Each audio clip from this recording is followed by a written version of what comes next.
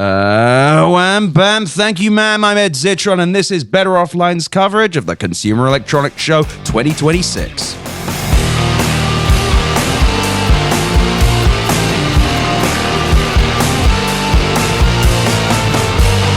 Better Offline. We are now, as we have been all week, here in the Palazzo Hotel in beautiful Las Vegas, Nevada, bringing you yet another episode covering CES with a crazy assortment of guests from the tech industry. We've got an open bar, we've got tacos, a place to sit down for members of the media and friends, whether they join us on the microphone or not. It's Friday, and we're on the first of our final 2 episode days, and I mean, that wasn't perfect, but you're just going to like it. Then an epilogue tomorrow, and good lord, do we have a wonderful show for you all. We're beginning very strong. The first contestants on the Better Offline Challenge are the legendary activist, author, and journalist Cory Doctorow, who's joining me all today. You speak. Say hello, Cory. Oh, hello. I wasn't sure if I was meant to speak at this point. Hi, Ed. Natural.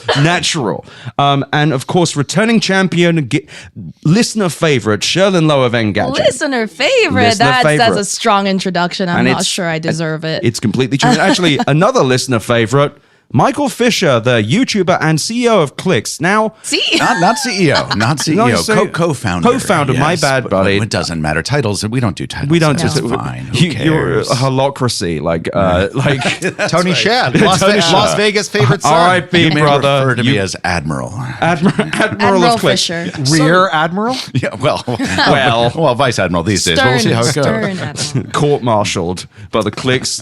So, all right. I've had a lot of people email in. So just to be clear, Michael's my friend. He's been on the show a lot. I've had him on in his capacity as a journalist. Still here as well for that. But you are the co-founder of Clicks, and you've got a little device with you. I do indeed. I have actually several devices. Oh, it's that thing. We like that thing. Thanks, man. I was so worried because I was like, oh no, Cory. I'm a Canadian, so Blackberries are in my soul. Right. This is a physical keyboard for the iPhone and for Android phones, which we debuted here 2 years ago. I have it on a Motorola Razr now, which is fun. Flips. But I love the flip. I know you and I agree on the foldables. I just want an iMessage on them. I don't care. It's coming. I know. It must be coming. Give me a foldable iPhone. Everyone's saying the iPhone phone is this year. I'm a hog. Yes. Give me my foldable slot. Yeah. No. So you've got this thing that connects to the MagSafe or the what have you. Yeah. So charger. The thing is, we made custom molded cases with the keyboard attached for several iPhones, several Android, and everyone was like, "This is great, but I don't carry that phone."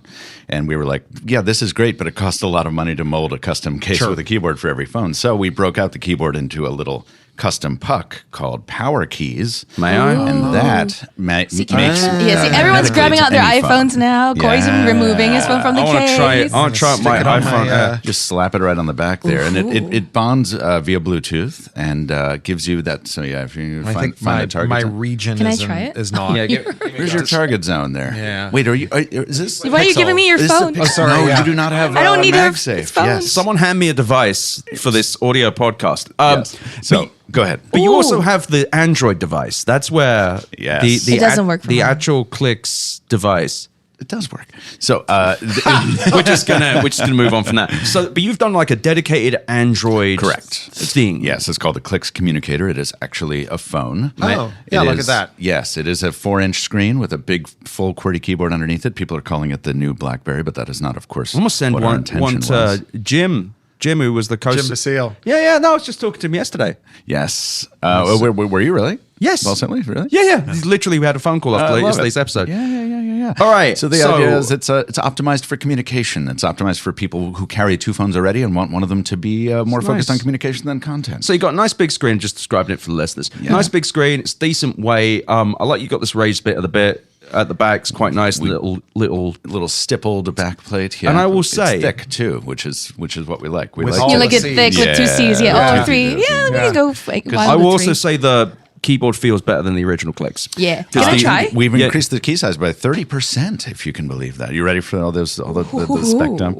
No, and I will say this, like, I don't use the original Clicks because, like, weirdly, like, the case didn't feel right to me. It's just a personal thing, and I have, like, weird little thumbs. Like, they're not long enough for most gloves because I'm a monster. I understand. But this thing, I like this thing. Caleb from Kill the Computer, who was specifically asked about this, I like it. I think it's cool. So who's it aimed at, though? People who carry two phones. So you ever see people walking around like me, Captain I Two do. Phones, right? But you see people walking around with a Pixel and an iPhone or two iPhones, and neither one is optimized for the actual task that it's trying to do. So we're not trying to compete with a phone with a great camera and a big old display. We're trying to make a communications tool. So what I like about this, though, is it runs Android, but we've added a custom launcher on top with the folks at Niagara. You ever use that one? Can you turn it on? I want to play around with I it. cannot. That's a touch and feel sample. That's how early this thing is. We don't launch it until later in the year. Yeah. But like Niagara has this beautiful aesthetic list, and it's not an nice. icon-based OS. It is a distraction-free That's a nice little OS, scroller, isn't too. it? I like that. Because that's the thing. I'm a little hog with my devices. I love my keyboards and my doodads and the like. Yes. And also there are times when I will use like I have like old laptops that I'll use if I just want to focus on writing, or if I would love something that was just for like my iPad has like very stripped down notifications at times, so that I can just focus on sitting on the couch and playing like Ball X Pit or Rogue, Dead Zone Rogue, my two favorite games of last year, and I just want to chat shit with a friend, or like just send a silly name You want to a single-purpose device. You want a purpose, and it's kind of a luxury thing though. It's not for everyone. No, absolutely not. And neither was the First Clicks. Like that's the thing. We've always made products for a small segment of the market, but as long as 1 in 1,000 small such batch users, hardware. exactly. Yeah. But I'm pretty excited for Communicator because I was terrified of it. You work on something for so long and you're not sure if it's good anymore. When's it out?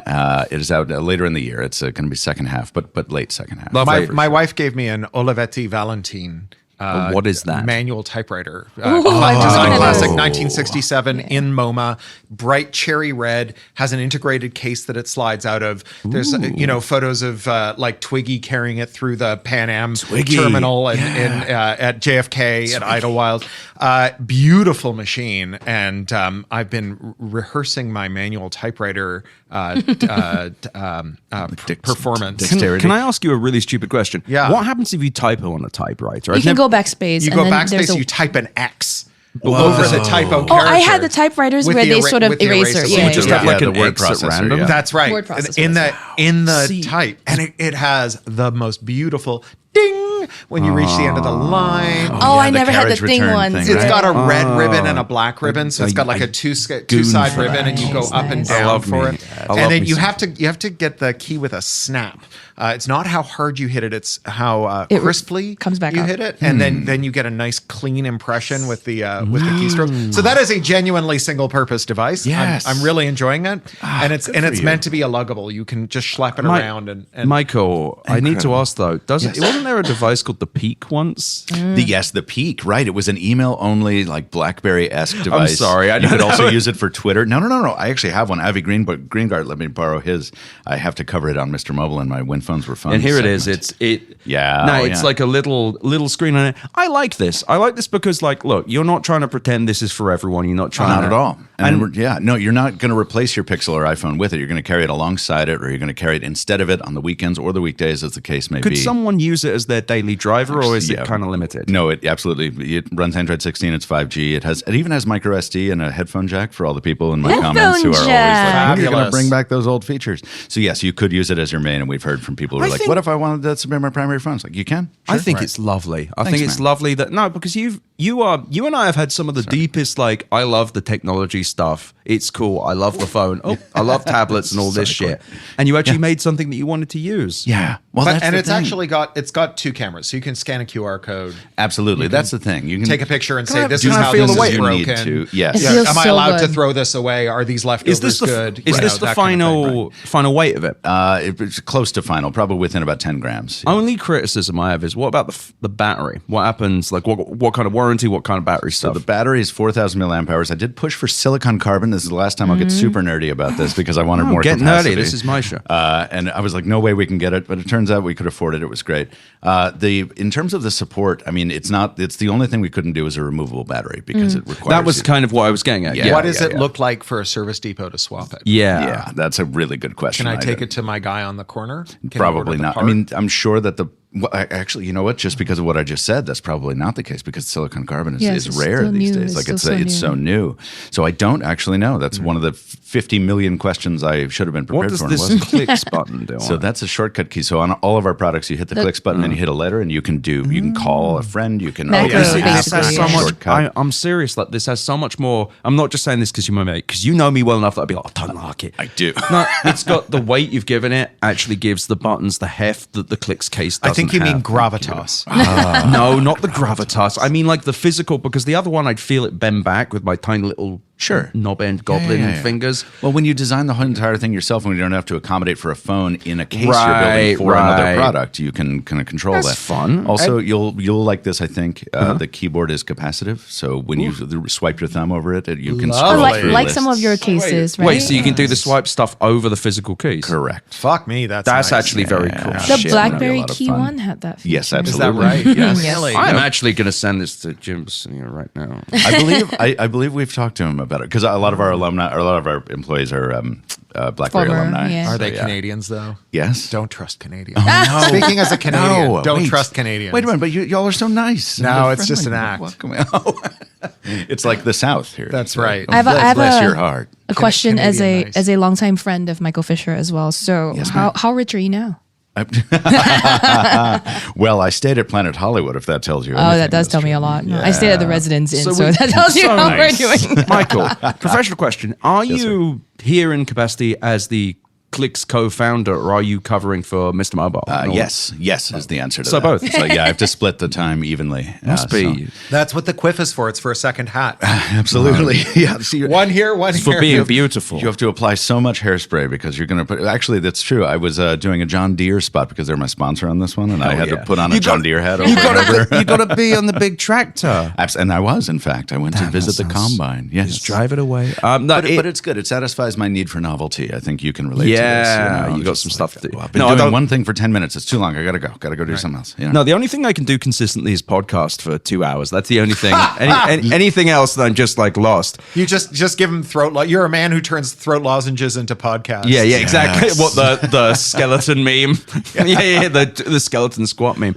But how have you felt about the show, Michael? What have you seen anything else other than your own thing that you like? I have to tell you, I cannot stand everything about the Las Vegas Strip, and Yes. CES is a very draining show, as we all know. Yes. However, this particular one was so worth coming to based on the stuff that was shown for me. I got a new foldable phone out of Motorola that was incredible. You know, When you say I'm you a got, foldable you nerd. mean no? They made the it news. specifically for me. Oh, yes. I see. No, the Mr. Fisher edition. yeah, Mr. Mobile. exactly. There was the new Pebble, or the new old Pebble. See, from that's what Eric I was going to Maczkowski. talk about after this. Go Oh on. my God! It's yes. so good. And then as I was wandering between those two things, I found there's something called a fidget gadget. Have you all seen this? No. It's a little metal cube with like 6 buttons on it and like a I've seen Casio those. Yeah, smartwatch, sure. or Hold a on. Casio Casio. watch display. A fidget. Whoa. What? It's a little fidget toy, and you can run. It's like Arkanoid, is like little developer tools. It's open source. You can Oh do no stuff with way! it. An So I've open seen the source cube, fidget thing? fidget cubes, but all mechanical. So this is This is got a new. screen This on is it. by one guy making them in his garage in Ypsilanti. Fabulous. It's like exactly why I used to love coming to CES. Fabulous. It's this little It's stuff. fun I again. know that. I hear that. I'm like, I wish I'd have seen that because that would have made my day. Yes. So it's just for dicking around with. Exactly. You know what? Toys are. If it's a toy, it's a toy. And that's it, right? The guy's not saying it's like, well, this is going to be. I hope to usher in a new era for intentional. It's like, no, I made a toy.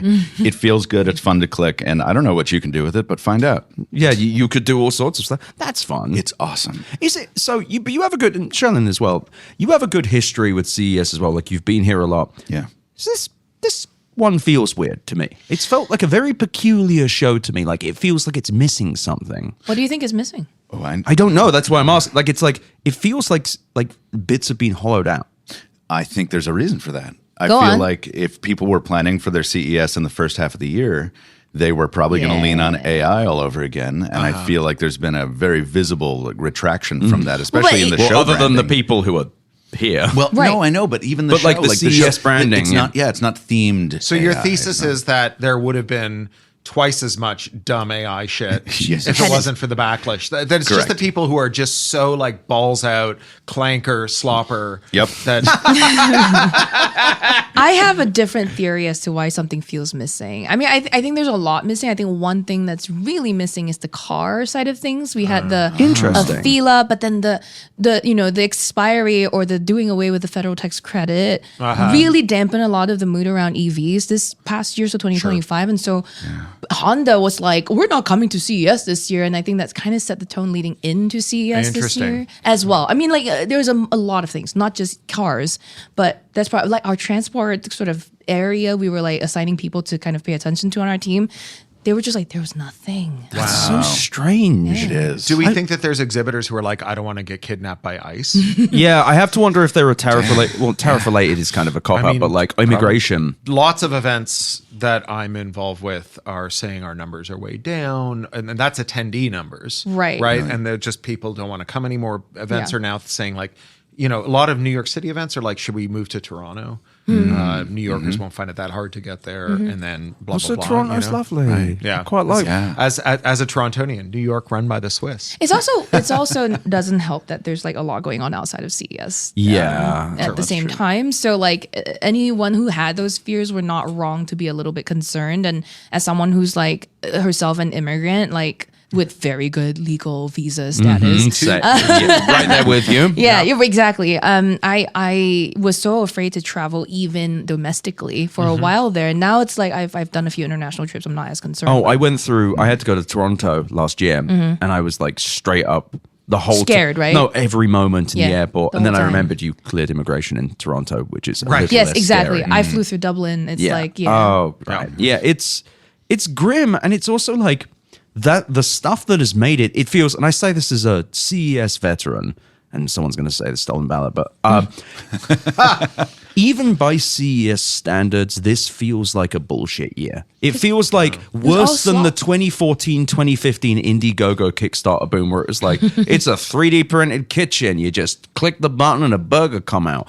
Those ones I almost found folksy. Because they were so, like a straight up snake oil salesman, just like, come here, check my food. Now it's just like 97 different GPT wrappers. And it's sad. I want my doodads. I want my gizmos. It's funny because I've seen more gizmos and doodads here this year than Tell me than of I them, have. seriously. So besides Fidget Gadget and Pebble, which I surely not. Oh, we've talked about Pebble a lot. Let's talk you're already more. okay. Oh, okay. Besides those, we have the sort of evolved version of Fidget Gadget, which I checked out on a whim.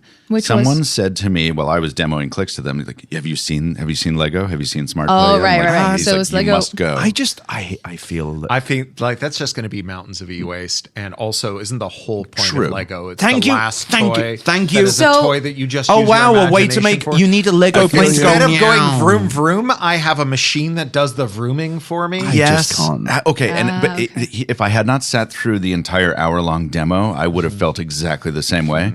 I went in. I'm like, listen, this will be filler for my video. I'll just get some footage. It'll be fun. It'll be a break between phones. It'll be great. And then they demonstrated literally every use case I've ever seen a person think about in terms of like how do children play? Yep. How did I used to play? Yep. I used to move the machines like this, and then it reacts, and then you touch the brick to the other thing, and it knows what the color is, and it's like it's not only smart, but it's like smart in a way that a kid will instantly understand and instantly appreciate. The e-waste thing is the only thing that I was like, oh man, that's going to be annoying. But in terms of evolving the play experience, I actually got to push back. Please. I don't think Lego needs to evolve the play experience. I think the whole point of Lego is imagination. Sure. And I think playing with it and going meow, vroom, vroom, and building deranged things and having things in your head. But I understand, to be clear, I understand what they're doing. I'm surprised they haven't done it quicker. I'm sure they haven't. I asked. I was like, guys, how long have you been evolving? They said were like 8 years, 8 right? years, like from start to Then- finish. then I am but it like- shows. It shows in the product. I'm telling And you. technologically, I think it is very interesting to have location-aware blocks. Yes. So Bruce Sterling wrote an incredible novel called Distraction that everyone should read because it's about fucked up computer-mediated elections. Nice. And it is one of the most prescient books you will read. And in it, there are these avant-garde architects who put a slap bracelet around a brick and it starts saying, I am a cornerstone. Take me one step to the left. Put me down. I'm 1 degree off level. I am now level. Please add mortar. And a bunch of unskilled people can put up a building in a day. I ripped this off from my novel Walkaway. And that kind of location awareness, super interesting and cool. And there are lots of times in my life where I would have loved to have had this. If you told me that IKEA has figured out a way to use low-cost electronics to tell you when you've got the right two pieces Right, how to aligned, build the furniture, yeah. Oh, you are that would be describing amazing. a world right? I want to inhabit. But like yes. as a child playing imaginatively with construction toys, I don't think my play experience would have been enhanced by having some of the things that happen in my imagination happen with electronics instead. I'd rather give that person an Arduino. So the e-waste Fair thing, enough. though, I think it's a good argument. there is actually a solution, which is the good news is that the chip fits inside a regular, like it is still a it's not regular bigger, Lego brick, so you're still able to use it like a Lego brick. But is the like, so when you throw this away, is it going to be a mortal e-waste or just a mortal plastic waste? That's the thing. I Right? actually truly don't know. Is it going to be leaching, heavy metals into the water table or just turning into microplastics? But I mean, do people throw away Legos? I That's feel like kind of- Legos get that's- passed They that's- down. might throw away broken robotic Lego. Yeah. But the thing is, but even then, yeah, But it's you're, still a brick, right? You're So- right, though. I don't know. My take on the Lego thing is I used to be on the Ed side of it, and I then read a lot of our coverage and was like, oh, okay, that makes way more sense. So I came closer to the Fisher side of it, and I'm just like, look, if you don't like it, you can still not buy it. Sure. And you can still have the same Lego experience you were having before. Sure. So this hear is what for you're the saying. people who want it. I will also give Lego some real credit in that despite the fact that the entire Lego economy has been inflated by adult babies who buy Exactly, children's yeah. toys. I'm not talking about, by the way, like the Taj Mahal. Those are obviously for adults. I'm talking about like, I don't know, as a father, the Spider-Man sets that are now inflated by 30% because you fucking losers can't leave them alone for actual fucking children. Jesus Christ. I will say Lego's app stuff is really good. You can just type in the Lego thing and you can sit there and kind of their smartphone app. You're yeah. saying? You Okay. can type in the number of the set and you can rotate around it, and it's useful. Though they still do this insane thing where they make it really difficult to tell between like black, dark gray, and gray. Nevertheless, I give them real credit because it's like it's an app, but it's not an app for like selling me more Lego. It's, hey, the instructions are limited because they're paper. Yeah. We found a way to get beyond that. So Sure. I'm willing to give them a bit of the benefit of the doubt on this one. What I will say is, you just use it. Like You don't need an app for that. Yeah, exactly. Buy a set of them, use them, and then judge them, because that is. The smart I was in work, the. the I was smart play, again. yeah. I was in the exact same boat as you guys, and then I saw the demo, and I was like, God, every part of this is well thought out. I want to pop the stack one layer up because it Let's do occurs it, to me. please. There was a thing I wanted to say about the fidget toys. Okay. So the fidget toy sounds amazing. If that is your thing, if you're excited by this, there's a sculptor called Chris Bathgate who's a machinist who makes beautiful kinetic fidget toys that fit in your pocket. Really? And they are they come in runs of like 100 to 200. He hand machines each one of them. His sculptures are gorgeous. His static sculptures are amazing, but his kinetic sculptures, the pocket-sized ones, are insanely good. So Chris Bathgate. That's. I'm going to. And he's written If only you had an AI ring to take a note with. Yeah, right if now. only I could press a button. It's all right. It's all right. He published a book about them. I too just that's sent a very message good. to Corey to make sure that's in the episode notes. Right. And I'm about to Yes. send a text to Michael right now Oh, to sounds say, good. While you're doing that, I'm going to fidget with my own. Send me the fidget I thing. love- slider. No, I Can already I say- typed it saying he's a Thanks, wonderful thanks, broadcaster and I hope to have him on again, as well as sending me the link to that. This is an emotionally on this show. But do you see anything else fun? Because I'm genuinely like, everyone's like, Ed, it's actually no one's being like, everyone's like, yeah, fuck CES. I'm like, okay, well, All right, settle down. settle down, everyone. That's my job. I'm the one who gets too angry. I don't like doing this because I don't like to cross the streams between sponsored content and not. But I will say that something was genuinely cool that is Go like, in a sea of technology that is conceptual or maybe never come to market or has no value, one of the John Deere things I was paid to promote was an automated road paver. I was like, I learned about paving for like a half hour, And I was will like, also say- this makes it possible for fewer people to do this job, and for fewer skilled people to be required to do this job. Yeah, but that's also less labor. Oh, it's so scary, though. I mean, look. Here's the thing: the fact that that this solves a problem is my least favorite part of it. And the problem is no construction workers can find enough labor. I mean, you could also hire more people. Well, no, I know this is what I was saying, but apparently that was the starting point. So I'm watching this robot thing do its thing, like hot asphalt and pouring stuff. I'm like, yeah, this is what I want. I want to be dirty jobs. This is why I got into it. To go see some cool stuff. Go ahead. Yeah, I mean, I talk to a microphone, so I see a job like that. I'm like, never take that job from those people. Well, I agree, but I mean, that's the thing. There's not enough of those people. That's the sure the you thing. could train them, but no, I get your point. And I'll also be clear: Michael Fisher is one of the fewer people who's more anxious than I am about any kind of thing like this. So God, yeah. Michael is like squirming here when it comes to like mentioning a sponsor. Do not think that he's doing this with joy. He actually Didn't even likes it. notice that. Yeah, you're right. Yeah, no, I mean, no, no. tense. My concern with John Deere, and I don't want to blow up your sponsorship here, but my concern with John Deere is they're a rapacious monopolist, and they have led the war against repair. And they use the fact that it's illegal to bypass an access control. This is this law, Section 1201 of the Digital Millennium Copyright Act, that establishes a felony punishable by a 5-year prison sentence and a $500,000 fine for tampering with an access control to make it illegal for farmers to fix their tractors. And Ed, you're a Briton. Did you ever go to Beamish outside of Norfolk? Outside of Newcastle, rather. No, I've it's never the been to largest. Newcastle either. It's the largest open air museum in Europe. We would call it Pioneer Village here, except it's not pioneers. It's Right. oldie timey English people, and they have transported Georgian coal town with a colliery, Victorian High Street, all kinds of weird old vehicles, and there's a farmhouse on a Roman foundation. And on the Roman foundation there is a forge, because farmers have fixed their own farming implements since fucking Roman times. Yeah. Enter John Deere saying, no, we have declared the end of history. Farmers no longer fix their farm implements. sorry, Michael. That's our job. No, it's my fault. And, here's the thing. This entire debate played out in my comments every single time I covered John Deere organically, and I got so fucking tired of it that I was like, I will never cover this brand again because I'm tired of getting in the middle of. I'm tired of having this conversation and like being the mediator between them and things. You don't and have I was to be like, the mediator. now I don't cover them organically. Now they're my sponsor. I'm gonna aggressively segue away from this because I don't That's want. a good idea. Yeah, but I want to get to the final thing, which is. Can I make? No, please. Can I? Because I want to build on one thing you said that Sure, please. I find Great. fascinating. The Roman foundation, Right. it's like the thing that's been unchanged forever. As we talk about yet another show where people are like, what's the next smartphone? What's the replacement for the smartphone? All this stuff. I had a wonderful moment at Mystic Seaport in Connecticut. Have you been here? No. It has a lovely, maritime history museum, and you can wander and you can see all kinds of things. And there's a pocket watch case, because of course there is. Sure. And I saw one that was really beautiful, and I asked the curator, I'm like, what is this from? Perhaps 1905? And he's like, 1789. Sure. And I said, Christ. wait, what? And then I kind of looked at the history and I'm like, this form factor did not change meaningfully for 200 years. We figured something out. It was great. And then we kept it around until somebody figured out how to strap it onto a wrist. Right.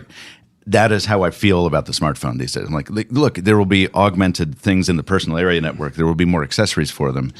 But we are still going to carry these boxes This in our is the pocket. Candy principal bars. struggle of CES right now, though. It's all people trying to be like, what if you had a smart glasses and it could do this? And then you're like, well, as a human being, this is not how I experience life. And they're like, shit, you're right. Nobody actually uses. But what if you changed your entire existence so you had a weird grainy green thing that could sometimes be correct, which requires an internet connection? And the smart glasses stuff is really the smart auto translation, you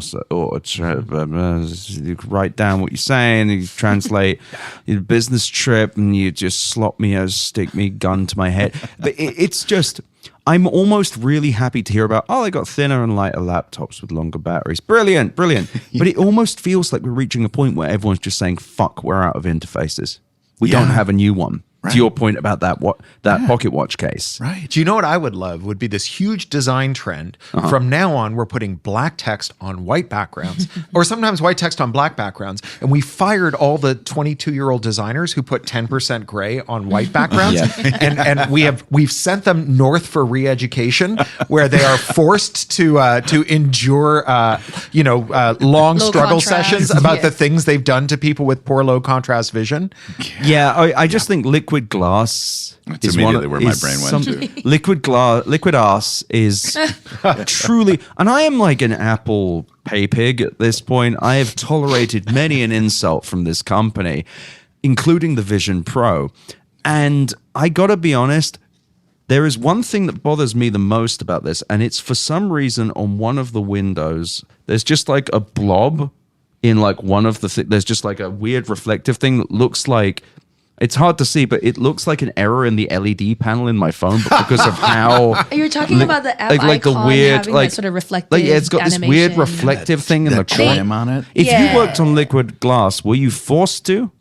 Were you Well, forced to do this? They do talk about it as part of the UI, that sort of the way you move your phone and then how it reflects light. It's supposed to be that way. Don't want that. I want my I phone to think you work. can turn it off. Liquid glass? Not all. I would love to. I would love to go back to iOS 8 or something. Like, just give me the phone normal. I want the phone UI that actually like puts fake scratches on your screen. You're like, Oh, shit, did I or like fake. think there's an flavors. app for that. Troll UI. Yeah. No, I will say, and we can wrap this in a bow. It's why I kind of like the Clicks Communicator because God it's just a damn, thing. the No, page. Nice callback. Yes. flawless. No, and I say this as someone who like, if you don't like it, I don't give a shit if you buy it or not. Sorry, this is just that's not my job. But I like it because it's like, what do I want from a device that takes people thingy to use message app, talk places, Yeah. and look at website thingy? Like you do the thing on it. A that use handful phone. of very important features, but just a handful of them. I didn't think that I'd ever got on board and this is Is not there about is there a clicks, web this is- browser on it? Oh yeah, I mean it's Android 16. You can run whatever you want Right. on it, but it's a matter of intention. But sorry, what were you saying? I never thought I'd get on board the digital detox train or anything like that, and that's not what Communicator is for, to be clear. But just personally, until I used the light phone for 2 weeks this past summer. And so you're a pretty. real one because when you did the light phone thing, you actually fucking did it. You Yeah. turned off everything. Yes, It's amazing. And I wish I could have survived in that world because it turned out in order to live that way, to doing what a lot of us do, I had to carry an iPad for the sessions that invariably required me to be online for a second or a laptop.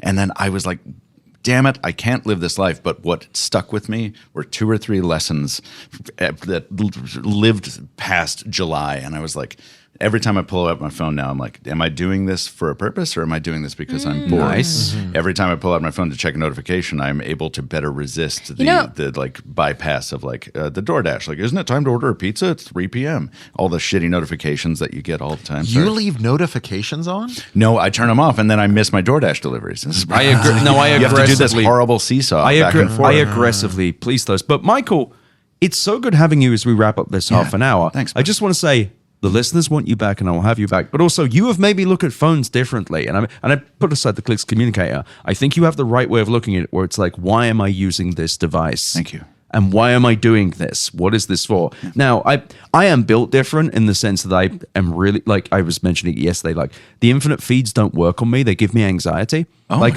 I get to I'm like, where's the end? Where's the end? I want to finish reading this. Oh, I You have can't finish this. completion No, anxiety, I yeah. just no. But it's the opposite. Most people are like, oh, I'll keep looking. I'm like, no. You want to be done. You want to No, be like, and I'm just like, list. fine. You want Yeah. to do, and the moment I feel anything being done to me, I like reject it angrily. Sure. I that just makes watched sense. this happen on the trade floor. Contrarian impulse, though. No, it's it's pure autism. It's just like my brain just like doesn't want to do anything other than what it insists on doing, which is Wikipedia or like a very long conversation about one specific thing, which is why we are here on Better Offline. So, Michael, thank you so much for joining us. Thank you, Ed. We will bring you back sooner than this. I would love that. And I'm looking forward to the clicks. I might actually pick one up, put a link to stuff. You can have a look at it. Judge your own judgment. That's not a phrase. We now move to an ad break for something that I either say you should buy or listen to. Yeah, and iHeartRadio has said, no, actually, I can't say that. So we're just going to pretend I never said that.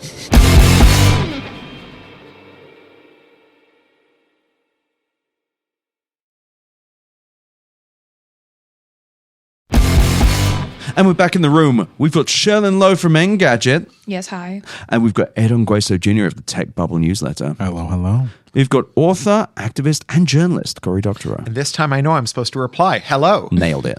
Flawless. No, I have had a few people say, like, email me, be like, why do you do this? I'm like, because I get to hang out with my friends and do cool shit for like an entire week. Why are we alive? But we're here at CES, and I mean, there's also the question of why are we at CES? That is a reasonable one, because it's a peculiar show. Cory, we had the best time at Amazon, though. We need to talk about this Amazon Jealous. experience because, Text me about it. I was to be clear, jealous. we're walking into the show floor for the first time. Actually, CES customer service got his badge immediately. Yep. And then we walk in. I'm like, oh, there's Amazon. Why not? And last year, by the way, Amazon, I had the picture of the smiling man on my badge, and the woman outside grabbed it and went, wow, which is, I don't think it was a good wow. But anyway, walk in there with Cory. We immediately walk up to this $5,000, like, truck pulled surveillance Tower. pole thing with like, it's like a big thingy with like a pole and like just a ring of cameras. And Cory just walks over and starts asking questions. Cory. Well, no, I mean, I didn't even ask any questions. The guy walked up and said, hi, I'm the product manager for this. Do you Yes. have any questions? I wasn't going to, bollock him out of the blue. I didn't go in there looking for, a victim. and you are not that type of person. But I was like, since you ask, and I was like, well, so I know that there was that the original Ring camera, the doorbell camera, you guys took the posture that that footage was only available to the police in the event that the owner authorized the transfer to the police. But there had been this persistent rumor that there was warrantless access to this footage, even against the wishes of the Ring owner, which you initially denied and later had to walk back. I know this because I got into a big fight with Amazon PR when I published the story, and then they said it's not true, and then later on it was proved to be true. What's the deal with this? Can the police access it? Because this is a thing that's meant to go into like a parking lot at a job site or whatever, and it had some, as you pointed out, some racial overtones. yeah, there were the video behind it was, of course, two guys breaking in, and would you be surprised to hear they were Hispanic? Yeah, just and then fucking it's just put like, white guys in there. Fuck you. And the AI caption was like, two men removing things from trunk of red car. So I said, so can the cops access this footage, without the owner? And he was like, well, I'm not sure. And I'm like, okay, fine. Who can access this footage? Is this footage end-to-end encrypted? Is it sitting as an encrypted blob that no one at Amazon can access on your servers? So only I can access it, and as the owner of the device, and so on. And he says, oh yes, that is the case, just like with the Ring doorbell. And I'm like, well, wait, that's not true of the Ring doorbell. So hang on a second. Like, it is just like an incontrovertible fact. You go into any court docket for petty theft or whatever, there's a ton of footage that cops have subpoenaed from Ring doorbells. And so if cops can subpoena it, then Amazon has to be able to decrypt it. Yeah. So, and he's like, well, I'm not allowed to decrypt it. I'm the project manager, and our product manager, I can't decrypt it. I'm like, well, that's good. You have some access controls, but you're still escrowing the keys. And then I'm like, well, is it all controlled by an app, or is there a desktop interface? And if so, can I download my footage? And he's like, no, it's desktop, just like with the doorbell camera. And I'm like, so I can just like grab all the MPEG files and keep them on my hard drive. And he's like, oh, I don't think you can. And I'm like, so what if I stop paying the subscription fee? Do I lose all the footage? And he's like, no, we'll let you download it. I'm like, so wait, can I download it or can I not? And then he eventually says, well, you're asking all these technical questions. I just don't know the answer. And I'm like, well, I was just standing here minding my own business when you came up and introduced yourself to me as the product manager for this product. Like, is the product manager capable of answering what seems to me to be some pretty basic? Does a website do questions. something? Yeah, like is the footage available to third parties? Because just from a straight up security perspective, Yeah. Amazon's not immune to insider threats. If you've got 360 longitudinal video footage. And that's what this thing is. It has a tube that goes into the sky with a bunch of cameras. Yeah. And it was advertised as they had this video behind with a picture of neighborhoods with all these blue blobs where these things would be. That's so good. I'm so happy you guys got to see one of the new Sauron towers. Yeah, exactly. Yeah, here's our Palantir. Yeah. Exactly. Maybe they'll give you a little ring that could be tied to your It's like biometrics. it's got this like telescoping mass, but you could imagine, right? If you've got, this is quite a honeypot, right? Yes. If you've got Yeah. the internals of a whole bunch of job sites with a bunch of easily stolen things, and there's an insider threat at Amazon. They've got a lot of employees, and famously, Amazon went through a series of CISOs, chief security officers, because they had this product first orientation where anyone who had a product team could download the entire Amazon database. Jesus Christ. And they had no access controls and no logging. They did not know how many copies of the internal Amazon database were. And their CISOs would come in and say, okay, step one, we have to stop doing this. Did they ever figure out how many people? No. There's no census of how many copies, like multiple copies, because they've got AWS, right? Right. So copying the entire database of every SKU and every purchase on Amazon is like tractable within Amazon's own infrastructure. And so, their CISO's first advice was always like, don't do this. But the people who are in charge of like product nimbleness would say, well, we are able to spin up a product team and then figure out whether the product is any good by grabbing this giant data set, mining it for insights. So we're going to override the security person. And eventually they promoted someone internal who was too junior and didn't know well enough. And then they had a gigantic breach, right? So I think this is all, Andy Greenberg at Wired did this report. Hell yeah. And so, they're famously like vulnerable to insider threats. I will also say, if you're a listener who works at Amazon Web Services and you're able to click on that thing that says Anthropic, why don't you send me more of them numbers? I want to see them numbers. My favorite part of this conversation, though, was right towards the end when he went, yeah, you could buy one for your backyard. You think you would? And just you were like so much nicer than I well, would. To be fair to him, I said, like, is this all being sold to business customers, or are there people with McMansions who want it? And he said, well, do you want it for your mansion? And I was like, or do you have a mansion? And I was like, I don't have a mansion. So he was kind of, I think you missed that little bit of context. After 10 minutes of speed bagging, though, I would have been like, this guy did not know when to quit. Sir, I'm dying. I need to leave. Right. But we had a good toggle around today. You got to see some CES. We saw some we went fun to like stuff. the crap gadget room with all the international pavilions, and there was some good stuff. I'm trying to pull up my favorite. So from one of the universities around Tokyo, there was they have these tech transfer offices where they're trying to like productize things being made in the labs. And there was a group called Integrated Electron Source who had a graphene electron emitter, which was basically a consumer electronics style imaging system that could image down to 4 nanometers, designed for visual inspection of chips.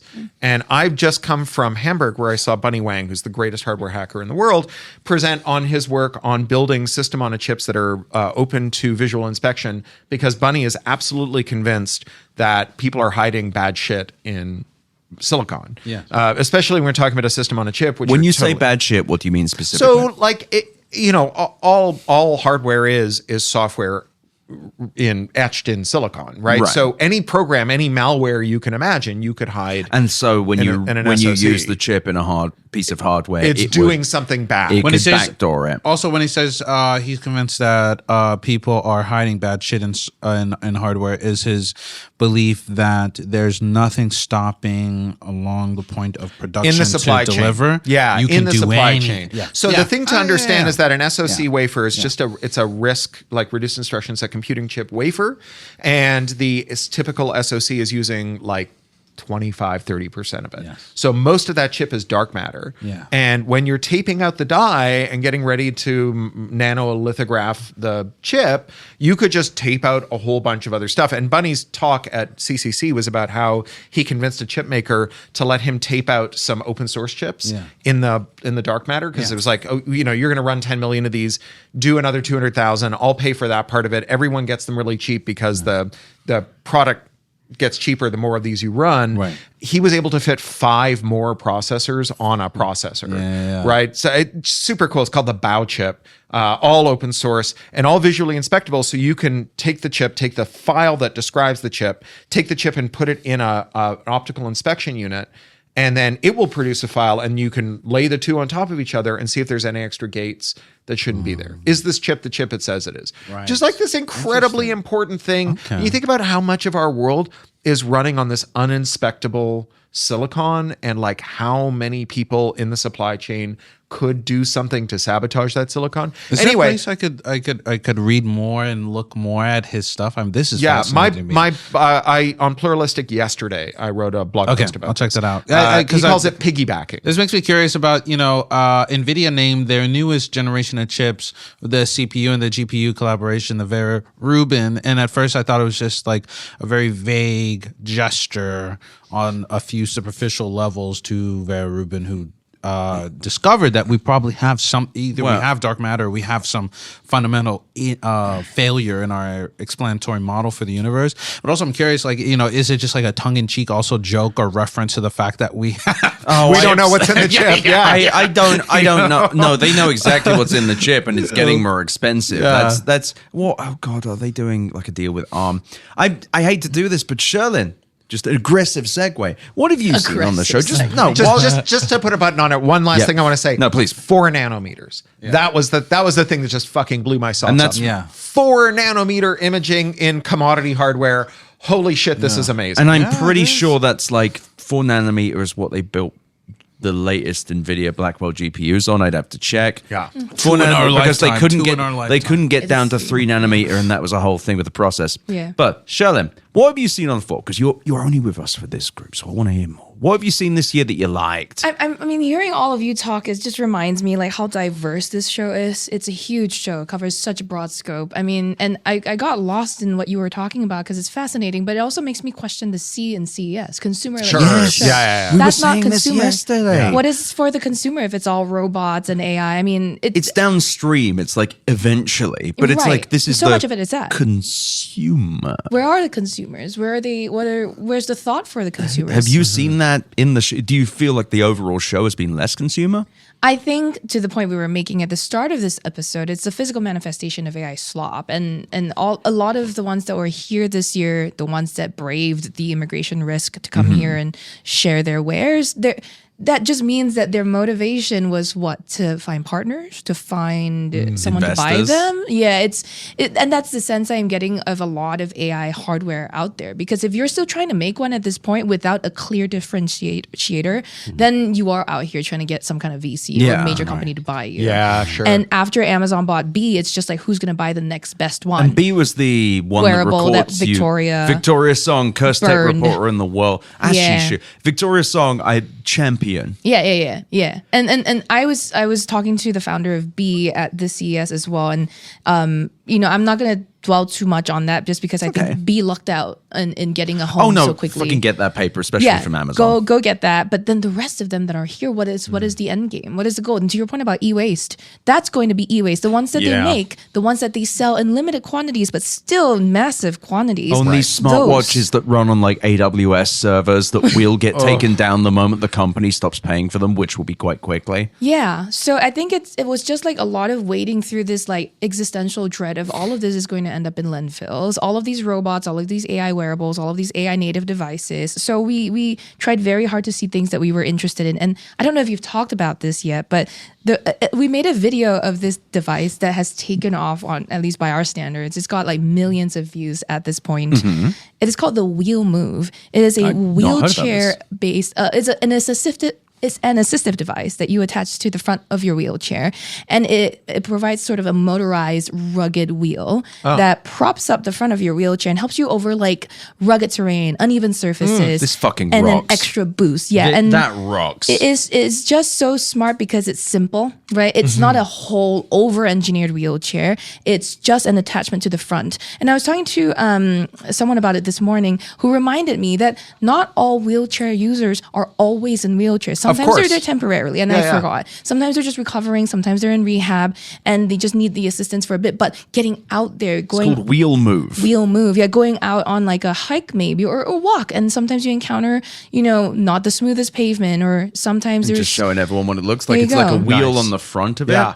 I that love was shit. fun. And you know what? It's like we've seen a lot of exoskeletons. While we were on the floor, we saw like a kind of a skateboard. Yeah, so I brought the brochure back. So we saw this thing called the Sternboard, which is the same thing, but it doesn't clip onto a wheelchair. Yeah. It clips onto a motorized skateboard and turns it into an all-terrain motorized skateboard. It was this French dude, Sternboard, Stern board. Cool as shit. Like Yeah. I love the mobility stuff because me too. if you think about why technology exists, it's to make humans better and able to do Just more. to help, yeah. And what limitations we have can be surmounted with technology. The AI slot doesn't seem to be that. I mean, I can understand some of them, what they're saying and what they're trying to sell, but I sometimes you can see right through some of them. And look, I get there's a lot of cute robots, and so cute is fine. I'm so right. tired of the But what is robots. the freaking point? Well, have you seen anything you liked? And I don't mean this The sarcastic. wheel move. If the point is you haven't, that's totally No, fine. no. I did see something interesting. And last year I came on this Better Offline, the CES edition as well, and talking about an LED mask. This year I've got another LED mask. That's fine. Like a beauty mask mask? Yeah, one of those like that puts red light on your face. L'Oreal came through with They're like back. the LED masks that are flexible. So like they're skin-like in terms of texture instead of the rigid hard shells that you've seen Therabody, Omnilux, or Dr. Dennis it's Gross like- make. So it wraps on your face much better and it's transparent. Is it so, comfortable? Yeah, it's supposed to be more comfortable. L'Oreal wasn't letting people put the full face version on their own faces for various like sanitary and FDA related reasons. I saw the person put them on. I saw it on the mannequin's head. I may have seen other things, and I can tell you that the Twin proposition is sun interesting. setting off this. What's tears like tears and rain. Yeah. I can't say things, but I can tell you that it seems like it would fit better on most heads, right? Like I don't have the same nose another person might have, and I Right. don't have the same eyes or eye socket shapes that another person might have. And I think that a more flexible shell for these LED masks would be a bit more inclusive. I think also much more comfortable because the button and where it turns on the power running the LED lights is on the mask. So it sits on your forehead. So you press the power button there as opposed to like a cable dangling down the side of your face into a power like remote control thing. And then the fact that it's transparent is just wild. They've also made like under eye mask versions of it. And I am bringing like the health and wellness sort of like vibes here into this episode. But That's good. I just like that idea. And that L'Oreal also says it's very close to producing these for like, actual sale. They're very close. So I think that That's it's great. also another thing that's interesting because this is not vaporware. It's actually going to be made. And that's what we also look out for. Not just trash that's going to sit in a landfill someday. You've been to a lot of CESs, and it feels like this is one of the more vaporware ones. I'm really I don't want it to be. No, I know. I really don't. I know. Well, there's also like a lot of things that will come out. I mean, so this year Engadget took a risk. We went, let's look at all our best of CES winners from last year and check out where How'd they that are go? now. Surprisingly, pretty much like all of them are like either on track or have already put their devices on sale or are like, oh, we will be at CES 2026 to show you the updates. One of them we did manage to locate. So we're kind of like, what's going on there? So it is like a kind of risky endeavor to do that story because you want to know that as a publication, we're only endorsing the more legitimate types of businesses. At the same time, it's like we want to do the investigative work. We want to be very honest. If this company end up looking shady, Right. then do we look? Would it be at that our they were faces? shady or that they were outcompeted by worse Right. companies? It could also be that. Exactly. They could still be the best one at Right. Thank you. and That fail. helps. Yeah. Or sometimes also it's something that just ends up not working. One Yes, thing that right. the last 2 years I've been really interested in is technology that allows people who are deaf or who know sign language to communicate. My older brother is deaf. One of my greatest anxieties and fears is that he refuses to wear Hearing aids? Yeah, hearing aids and any sort of assistive tech.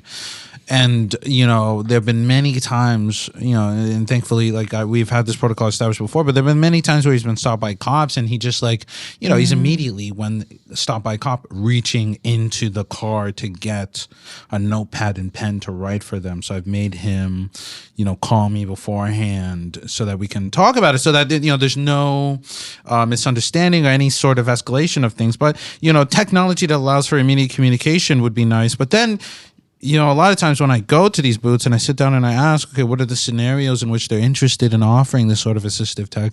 They're almost exclusively in one very narrow scenario, which is in a workplace and in a business scenario, which I understand. But it's like that is actually also not the space where I assume, and from what I've seen from people that I know who are deaf and from people and from, my own brother, are interested in. But nonetheless, you still have firms who maybe are they are created by people who are deaf or around people who are deaf who know that that's not the use case. Yeah. But are not going to get funding, interest, or that's very scale. depressing. I will also say, with like checking back up, you're all humans.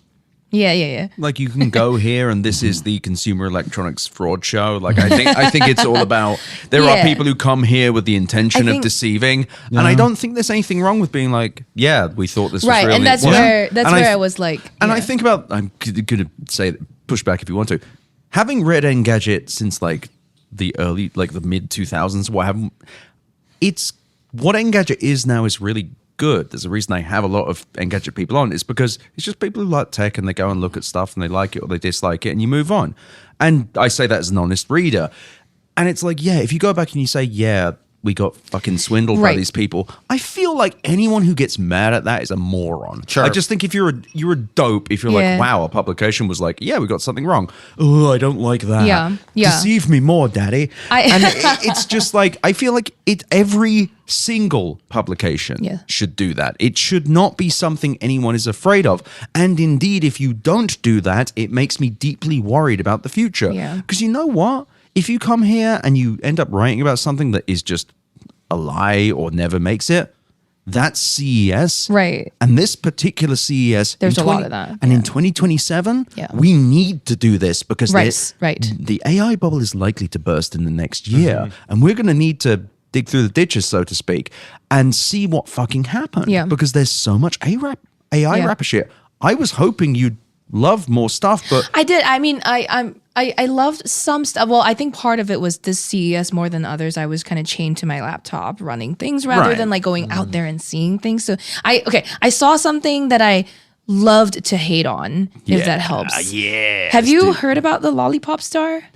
Oh, yeah. So we gave it a worst in show. I did worst in show this year. Love to hate on, right? Yeah. Consumer Union and the Repair Coalition. Tell me why you gave it worst in show. E-waste. Also what exactly. it is. It's exactly e-waste. And then so we Singing posted lollipops. Tell me more about this because I did not see this. I have no idea what this is. I'm completely Go ahead, lost. Corey. It's a sound chip and a SoC in a lollipop handle, and you put the lollipop on top, and through bone conduction, you hear a song while you eat a lollipop. It's just a lithium battery that goes in a landfill. You're a psycho. Yeah, because you can't reuse it. You can't and the battery is not like rechargeable, which I guess makes sense. But it's kind of ridiculous. I don't know. I saw this offered at a White Elephant that I was at 2 weeks before I came here. Wow. I'm like, and I was wondering, everyone was like, it seems like a horrible idea. Was it, what flavor did you get? Acon or White Elephant? No idea. It was, I did not get it. I tried. I was really hard. I was honing in on the lottery tickets. There's a stack of 50 lotto scratch offs, and I really wanted them. And everyone Did you get else, them? no. So the thing I got a bunch of books. The thing about the singing lollipop is, so my last time at CES was 20 years ago, more than 20 years ago, 2003. And before that, I came a few times in the 90s for Wired. And I have seen singing lollipops at CES Yes, exactly. before. They're not new. Interesting. I also, speaking of which, though, on the floor today, me and Ed saw Smell-O-Vision. And a Oh my Smell-O-Vision gosh, yeah. is another Wow. thing I've seen at every Yeah. single So CES. that's- Tell me about event. wait. So that's what we're saying this year on my team is that like it's kind of the comeback CES, the comeback of all these older technologies that we've seen with like Pebbles coming back, Clicks with the communicator, Lego. It's not really a comeback, but it's adding tech. I saw something that said skateboard penguin. Yeah.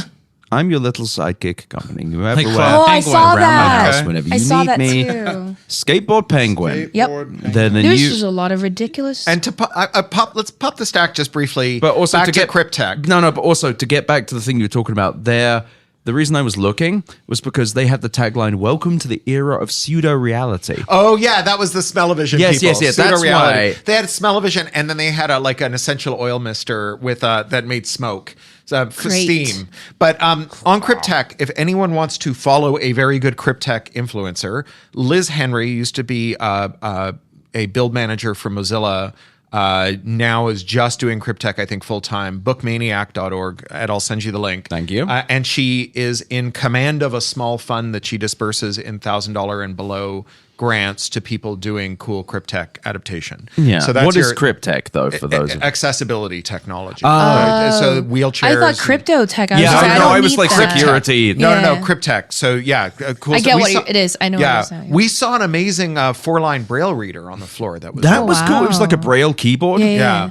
And it was standards defined. It plugged into your wow. USB-C and showed up as a standard display. It just Excellent. And great piece of you know hardware. what I noticed about? I wish I remembered the company name because they actually deserve it. The guy was just like people really try and do like a micro jobs, being like, imagine a world. What is it? And this guy was just like, yeah, it connects regularly like a keyboard. You can see it here. That's not our software. That's stat. He was very these quick are to- all standards defined. yeah, and he was very clear to be like, this is not our software. This just plugs into Right, anything that's that awesome. the Yeah. people who need Braille. You don't need friction, right? And Yeah. like that guy deserves the huge boots. Like That's right. every single blind person probably could. I'm not blind, so I truly don't. Sorry, visually impaired, so I don't know what the experience is. But I don't know. Seems like it fucking worked, and the guy was not trying to like hawk anything. It was well built. It was It was like- standards it was defined. good It was chunky and rugged, and it was it will outlive changes to the OS because it's built around open standards. Yeah. Like, It was just a it was USB connected nice. thing. Yeah. I think when you said Cryptech, I was reminded of something that we didn't see in person, but we heard or read about. There's a water heater for your home that will crypto mine while you shower. Oh, I've heard about these. I think everyone who put that together There's should be in room, prison. There's a room heater as well that does this. Does This that? is like a gimmick, right? Yeah. You can also Yeah, there's doesn't a bathhouse in Williamsburg that does something Oh, like fuck this. off. Yeah. That is the most Brooklyn thing Yes, ever. I know. Of course. Listen. Is it that in the is same it in one the where you mustache wax district? Oh, no. No, Close was that, enough, the, though. was that the same one where they all got Legionnaires? Listen, I think I know that one. Thankfully, Sherlin's like, you know, I know which one you're talking about.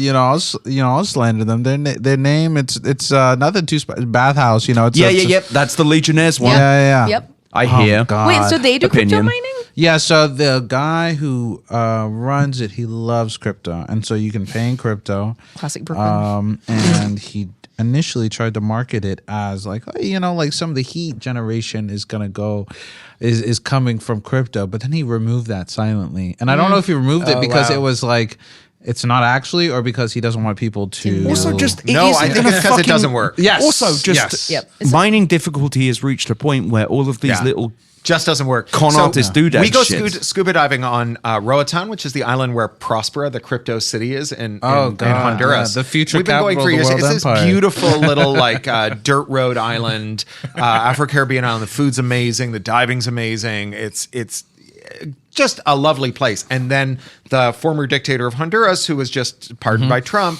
who was a narco trafficker, sold them the sovereign rights to a chunk of this island. Yeah. And you walk down the dirt road in the dive town, and every shop has got a sign in the window that says, "We accept Bitcoin."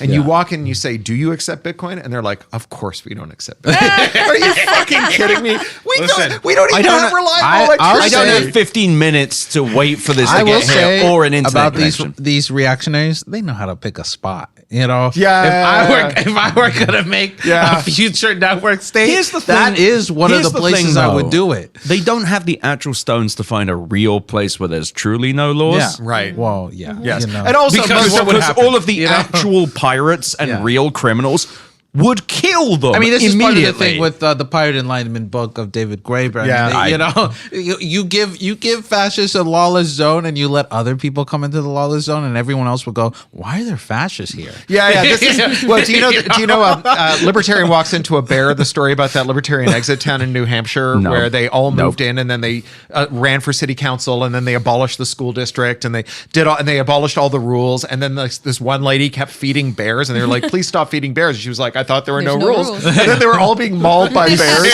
But this Marxist gun nut weed grower moves in, and he's like, "I'm going to grow weed and collect guns and wait for the Marxist revolution." Yeah. And they're like, "But we're a libertarian town." He's like, "Well, what are you going to do?" Actually, libertarian means you're nothing. Yeah. No, it's my favorite. One of my favorite old school internet videos is the libertarian conference where it's like, well, I think the driver's licenses should exist. Everyone's like, boo! And there's like, I think there should be some competency in the driving. I remember him saying that. no, Yeah, that's good. allow us to die in car crashes. We're approaching the break right now, but I really have been trying all week, listeners. I swear to God, I've been trying to get people to talk to me about awesome stuff. This CES is weird. This is a broken CES. There's something wrong. I do think that one plus I would say for the CES is it is actually a really great spot for you to come through and think about the way in which technological products are offered and the role they play in your life. You know, like, are you satisfied with tech products that are solely around convenience or solely around, you know, assistive tech or solely around health, or, you know, like, what is it that you want, and do you think that the industry and the sectors are interested in developing? Yeah. I think this is a great What are they place. interested in building rather than what are your problems? I think this is a very good place for coming and talking to people and getting a sense of whether or not other people share those priorities with you. Yeah. You and I saw something that we went away and bought, which was that Wakoko espresso maker. Yeah. Where you add hot water, pump it up, Yeah, it gets to 9 atmospheres, it ejects a shot of espresso. It has no batteries. It's like, another thing is like, do you like coffee? Right. Imagine if you could have coffee on the go, and it worked. The coffee was delicious. As a guy who flies around with an AeroPress, but whose wife prefers espresso to coffee concentrate, I just like literally walked off the trade floor and bought one because now it's small enough I could put both of them in my bag, and my wife can have an espresso and I can have a coffee concentrate. If only all products were that good. Now, the upcoming advertisement, I assume, will be for a product that's even better than that and even more useful. If it's a podcast, you need to listen with complete attention. Put down your phone or else.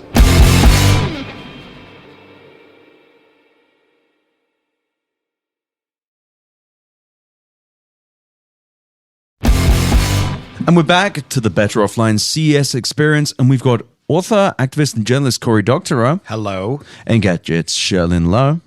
Hi.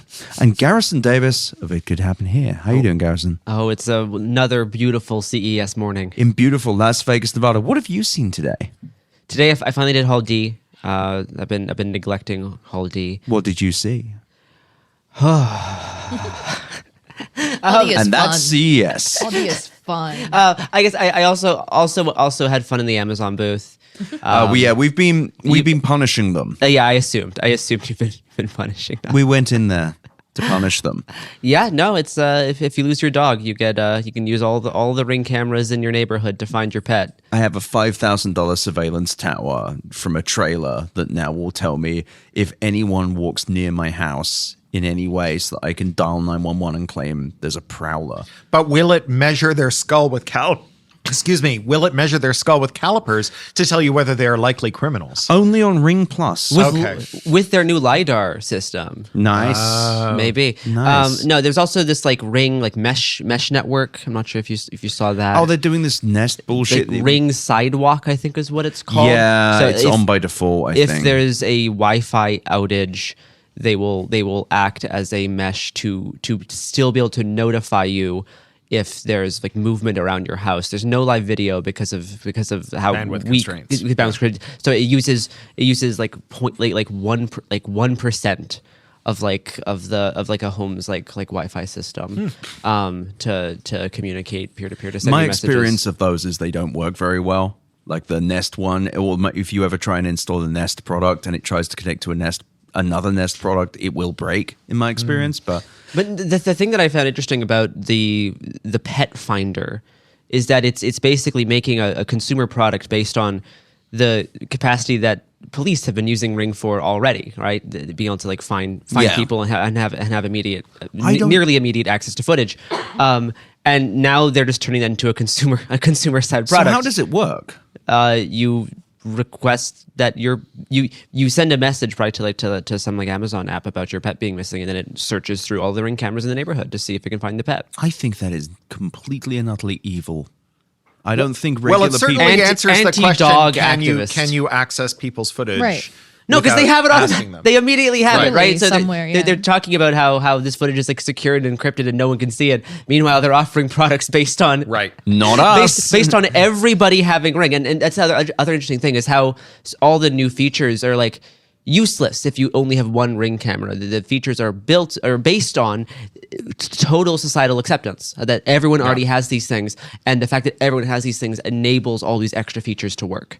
So the actual individual products of these things, not very useful, but as long as your whole neighborhood has it, then it's like a really great product. The surveillance society taught that with university. It's sacrificing privacy for convenience. And Just that's thinking- the entire gamble with this style of product. The last scene of the conversation, just like ripping up the sideboards in everyone's houses to try and find the Ring cameras. Very horrible. So wait, but you were in Hall D. What'd you see in there? Hall D. Again, more LLM wrapper robots. A lot of smaller like robots, not like the big What ones. were the robots doing? I looked at a few robots for like learning robots for kids, for it's like kind of a toy, and it's also like supposed to be some kind of learning assistant. Kids see through that so quickly. I must be clear. Or they get tired of it in like 2 minutes. Yes. No, it definitely looked the ones that I saw, including from this company, their product was called Yanbo X1, which they thought rolls off the tongue. I mean, it's looks like Chinese. It's a Chinese. Yanbo. It's Chinese for. It sounds similar to the word for hug.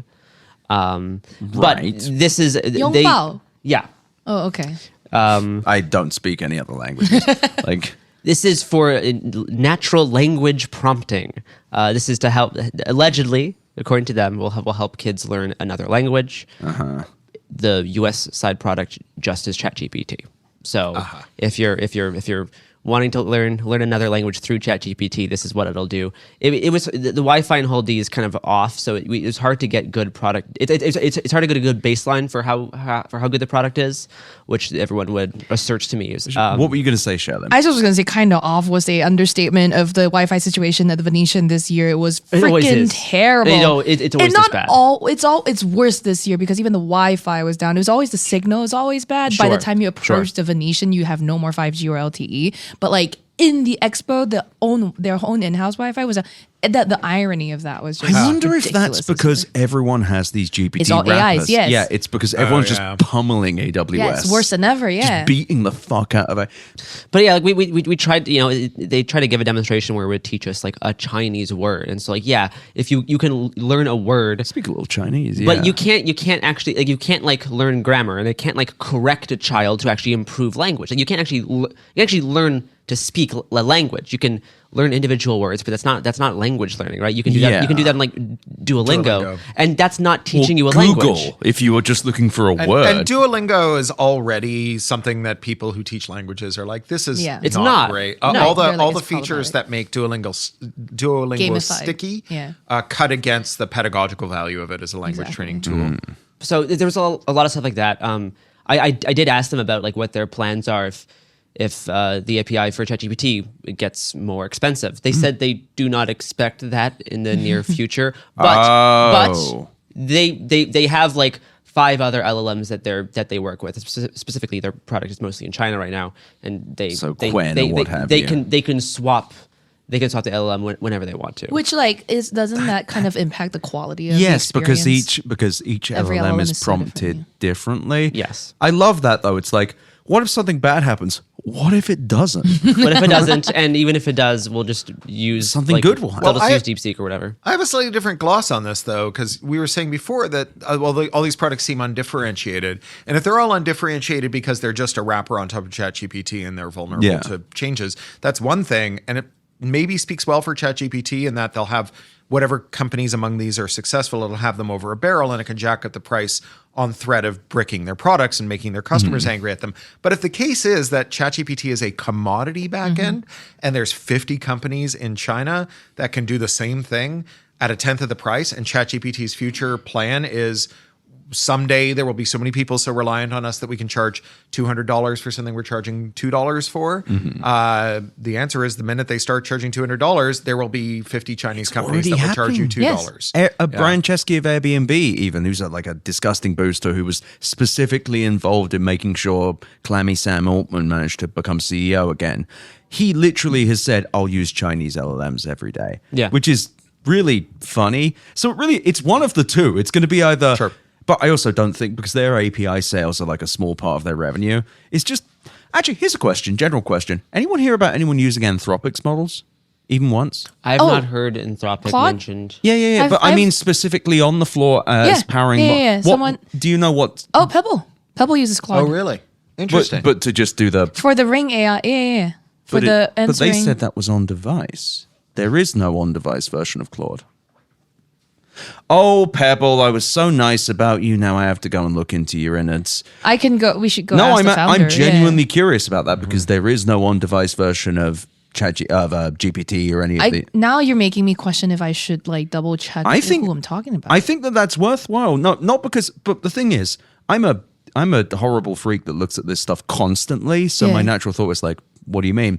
And I will admit, the $75 Pebble ring, supposedly on device as well, that did seem a little rich to me. Yeah. What do you like- mean by rich? As in like an on-device model and a tiny ring? It's not on the ring. So it's to on be the clear. phone? It's on the phone. Yes. But they're saying it's... If it needs to go through Claude, that's not... I don't know. There's something weird there. And again, that's something that will increase in price. Another What have you got there? alleged on-device product is the Luna Pendant, which is real-time AI emotion tracking. Okay. Oh, well, because it's not doing anything real, you can put a random number. Well, it's not. generator. Actually, it is. It is listening to every single thing you say and building emotional assessments based on Yeah. what you say, as well as whatever kind of biometrics it can connect from a pendant resting on your Right. like Did chest. they mention what the customer might be? No, not really. Because this always immediately goes to, people with autism. We already Oh, ran into someone with a we dog toy today who They- was like, it could help autistic children. This was not marketed to that. What is this for then? This is for, I wouldn't say women. that was The classic doesn't understand I'm sorry. emotion. Women love to be told what are we feeling. Yeah, exactly. We finally found a device Yeah, to I be could- sexist Yeah. without the need of a Without the man. man telling all me of all of all of the Robo design dude. was That's going pretty that way to me. femme-coded, yeah. Yes. And it measures like 6 or 7. Oops, that was a mistake. I'm sorry. Oh, is that like the young people? It does like 6 or 7 different emotions. But it's mostly done just through listening. On device though, they do not upload the audio to the cloud. Nice. Okay. It is on device, but So it's, no it's- biometric data, just listening.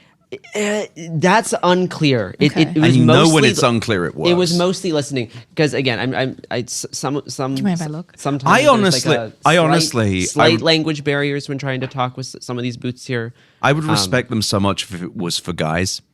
If it was just like, It you uses- guys so never it does seem to know. HRV, Yeah, it does sound, tone, heart variability, breathing, and movement. That's as what it well. was. Yeah. So there because is some it's resting censorship, on your chest, so it can Yeah. have some heart, some breathing, but mostly it's just through listening Well, to everything you the say. reason I ask is that's the only thing that differentiates it from like the Halo Tone wearable from ages ago by Amazon that's already doing the same thing. I'm very like I have a good memory for all the devices that try to tell me what I'm feeling and tell me to chill out, calm down. So like this is the sort of device that and there's another product that was at CES that was like clearly men made this for women. It was like Yeah. a bra insert to like be Oh, a boy. wearable to detect your boobs. Well, no, your they're metrics. still Right? there. Like it's kind of for gym purposes when you're working out. And I was just like, if you've paid any attention to the women's sports bra industry discourse at all, it's that we've been asking for these bra inserts to be removed or sewn in. We don't want them to be removable or fall out when they're drying. Yeah. We just want them to remain in place or just be done with. One of those classic situations of, did you talk to a woman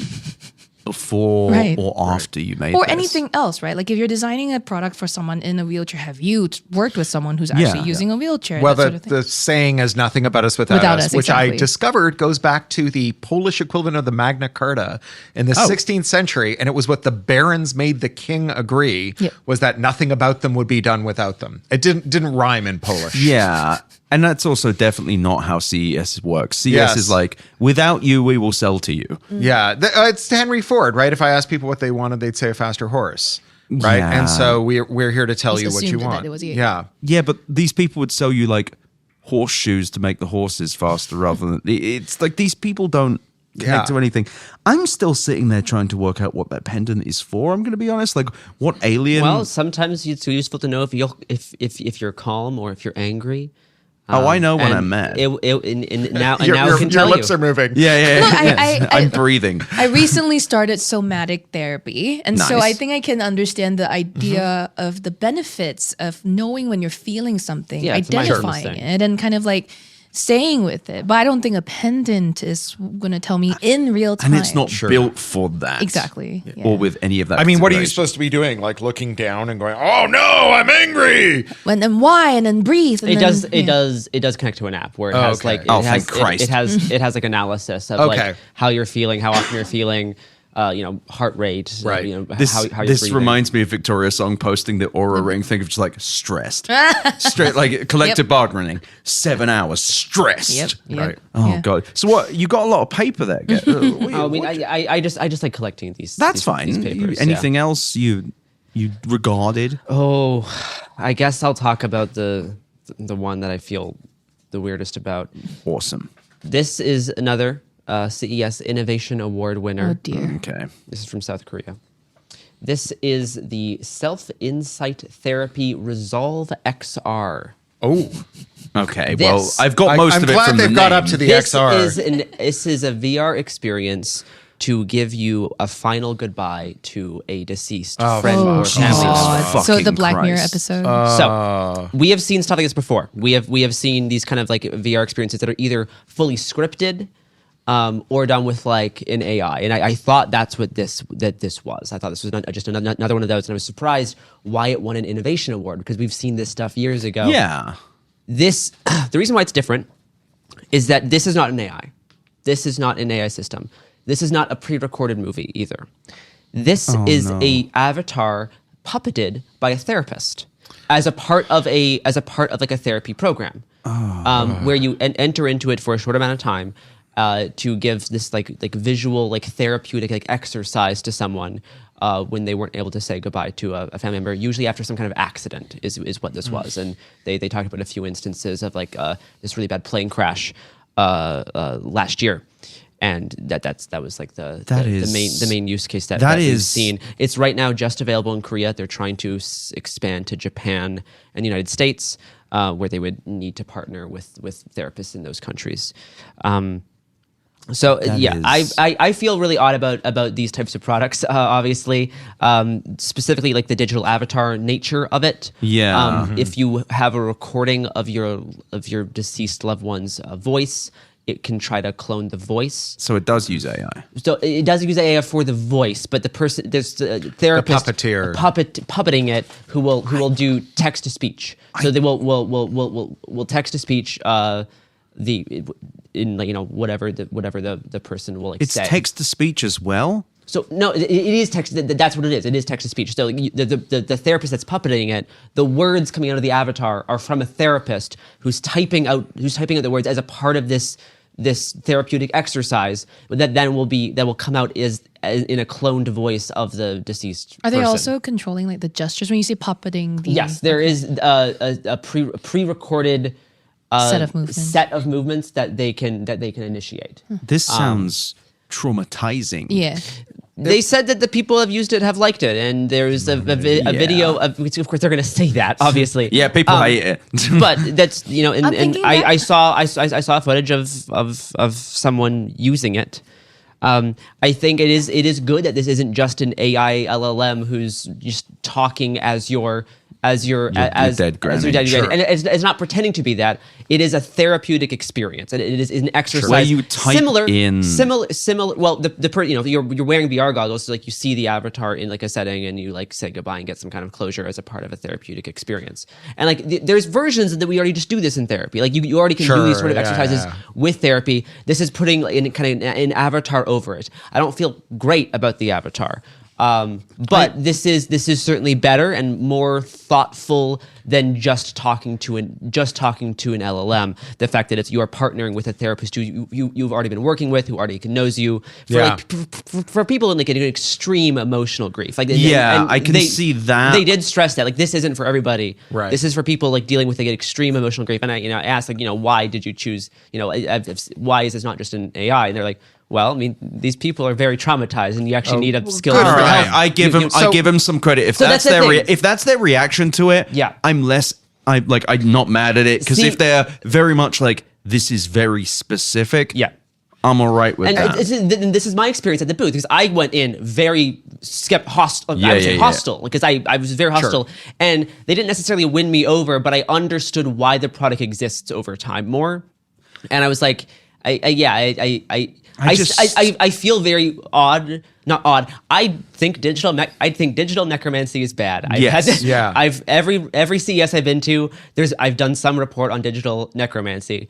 The fact that it's cloning the voice, I don't love, but the product's not for me. Right? I would not want to hear an AI voice of my dead friend, but that is me. And I'm, as a Gen Z Canadian American, I don't want this. For some people who are using this product, that might help them in certain settings, with an awareness that this is an avatar, this is a replica. You're talking to a therapist. I'm not a therapist, but my view on that is like there are certain things where it's leading you to get to conclusions, and I feel like adding a disembodied digital avatar controlled by a keyboard. I'm like, if this helps someone, brilliant, but it's also just like. It's adding a layer of something that probably will get in the way of feeling better because it's like change comes from within. This is the Gestalt empty chair technique. That's the therapy technique. I want to raise another point. So Hagen Blix was on This Machine Kills talking about chat therapists. Yeah, and how the temptation on the firms that are delivering therapy over chat is to pile more chat windows on a single therapist and to get them to multitask and then multitask and then offload some. And so I'm not saying this firm is doing it.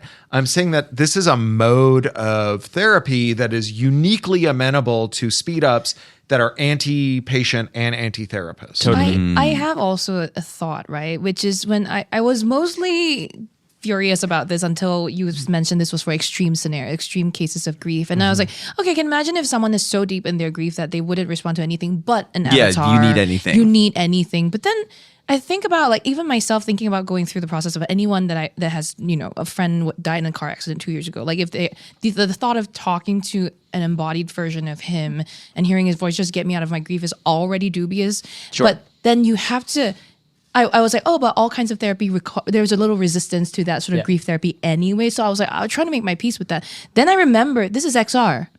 You're going to have to convince the person who's in extreme grief to put on a headset? Yes. Just strap this brick to your face. Stop crying for 5 seconds and strap this brick to your face. Trap yourself in the thingy. This is something that you're going to... I don't think they're getting convinced into doing this.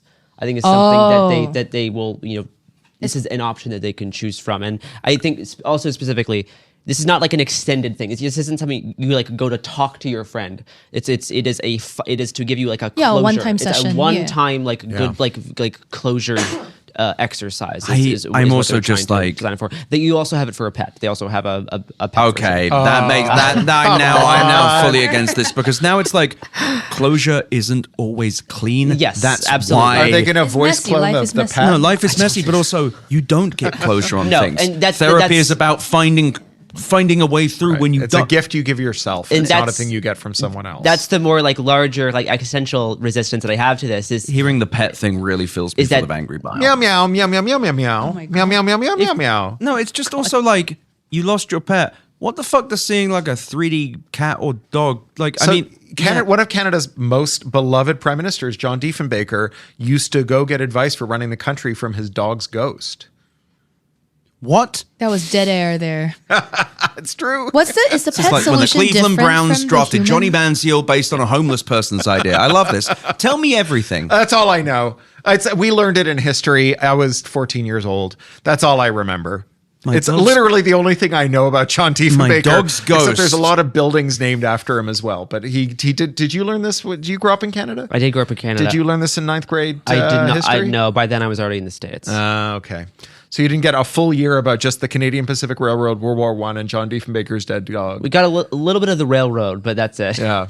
You missed the year of Canadian education around dog ghosts. I did miss that one. We're going to put them on the new 50, the dog ghost. That's good. That's good. Trudeau had a lot of them. And it's Supreme Leader Carney will get right on that. I just see this stuff and hearing the pet thing. I'm like, because my thought process with this was okay, extreme situations.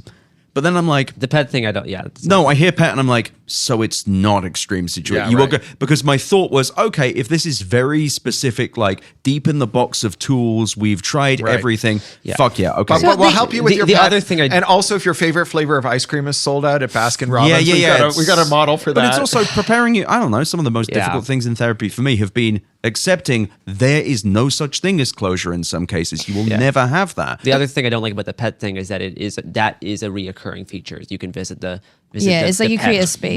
more than once. Which Can I will say now that I'm reading the brochure, it is not just about the grief. I think there's parts of this that sound like they make sense. So the Resolve XR part of it that's talking about the Gestalt empty chair thing. It's also like not just about grief, but it's about like confronting difficult like conflict moments. That one I could learn to deal with because like whenever I'm dealing with like a manipulative talker and I don't know how to like respond and I have these emotional reactions bubble up. Sure. A bit of practice into dealing with you The know. thing is, you are completely correct. I sound like an LLM there. But these are the soft edges where these people work their ways in. Right. It's like, well, there could be a situation where it makes sense. They're not preparing for a situation. If they have, I can revisit my dead dog, they're just like, fuck it. Can I say enough of this? It's a structural problem with small batch Yeah. products, I'll right? also- You just want to expand the market. I'll also point out that on the brochure, this you should have said it here, but they are calling the grief part of it "Good Morning" with a U, and I'm just like, no. I missed It's a- that. I love missed having that. good morning. That's very good. That's What on earth? That tells me this is a shtick. Evil. that's hairdresser's business name grade pun. It's so right. bad, It would yeah. curl up and die. Yeah. Good morning. Like a bike shop called Bike Curious. Like, Jesus That's fucking bad. Christ. That to me is bad. Yeah. That's the thing. I'm really trying here, folks. I'm trying to find some stuff. I'm trying to look not cynically about Hey, it. well, there's a bajillion AI cooking products. For I you. did We see saw what I a did few of see. those. We saw one which was just a giant box. No, they're all boxes. And the thing is, you still have to do all the prep work yourself. You still have to assemble the ingredients in most cases. It's an oven. It's a quote unquote smart oven, right? That's all these AI What was cooking this one I products that saw? that It like was like- that take the effort out of cooking. You're like, well, yeah, that's just putting something in the oven. Like, Right. You still have to do a lot of work. It's going to have hoses that are just full of congealed schmutz. Oh, yeah. Yeah, Right? at some point, like 3 days in, it's going to just be congealed the cleaning fat. is going to be Yeah. a nightmare. It's easier just to cook. Like It reminds me of those videos where like the influencers going, "These are my simple meals. No cook simple meals. Step 1, cut some garlic. Step Right. 2," and it's just like, no, you're cooking. You're Yeah, cooking. yeah. No, like this, like you put a piece of cardboard in the microwave. Like that's going to be more efficient if you really want to live a lifestyle where you don't cook. Hey, enough about British cooking. I just learned about from Garbage Ryan about kitchen cells, which is the Reddit forum for incels who cook elaborate meals and then feel bad about themselves. That's fun. Yeah. Good for them. Yeah. Wait, At least- that's a at least better they're- name than Good Morning Kitchen So you learned from Sauce. someone else. So that was a bitchy thing to say. But no, so these people are like incels who are just like, I'm gonna make a fucking. So the 5-course two meal. varieties are very elaborate meal I cooked with a caption that is just like I want to die, or Nice. like someone who's literally microwaved a piece of cardboard and the caption is funny. I'm a piece of shit. That's funny. That's See, funny. that funny. second one is really funny. Self-deprecating. I mean, it's Actually, no. The idea of doing like a 5-course tasting menu and doing that is actually really good. no, too. that's pretty good. That's. But are they serious or is this? So this was the thing Garbage Ryan said is he wasn't sure to what extent it was a bit. He thinks for some of them it's a bit and for probably a some of them mix. it's not. Yeah. It's like No. male r/male Like living everything to space. do with incel. Yeah, like I love those. male living space. I yeah. love those where it's just like a Depressing. TV, like a Hisense TV on On the top floor. of the box that the Yep. Hisense TV came in, and like an Apple TV and a PlayStation 5 with like bent cables because like straight out the box plugs. I love that. My favorite one was the guy who bought a church, and he had What? he had a bed and a little table, and in a church, and his caption was, "Any suggestions for what else to do with this room?" Do an exorcism. I mean, the thing you're going to do in 6 months involving a new. Sorry, but it's like it. Why did you buy a church? There is this guy on. John Scalzi bought a church. They're cheap. Did he? Religion is failing in America. I don't know if that's good or bad. No, I did see this guy on Instagram that I've been following for like a while where he bought like a house in an Eastern European country for €5,000, and he has put so much money into it, just making it. And he's actually got like walls now. He's like, day 5,000 of buying my €5,000 house.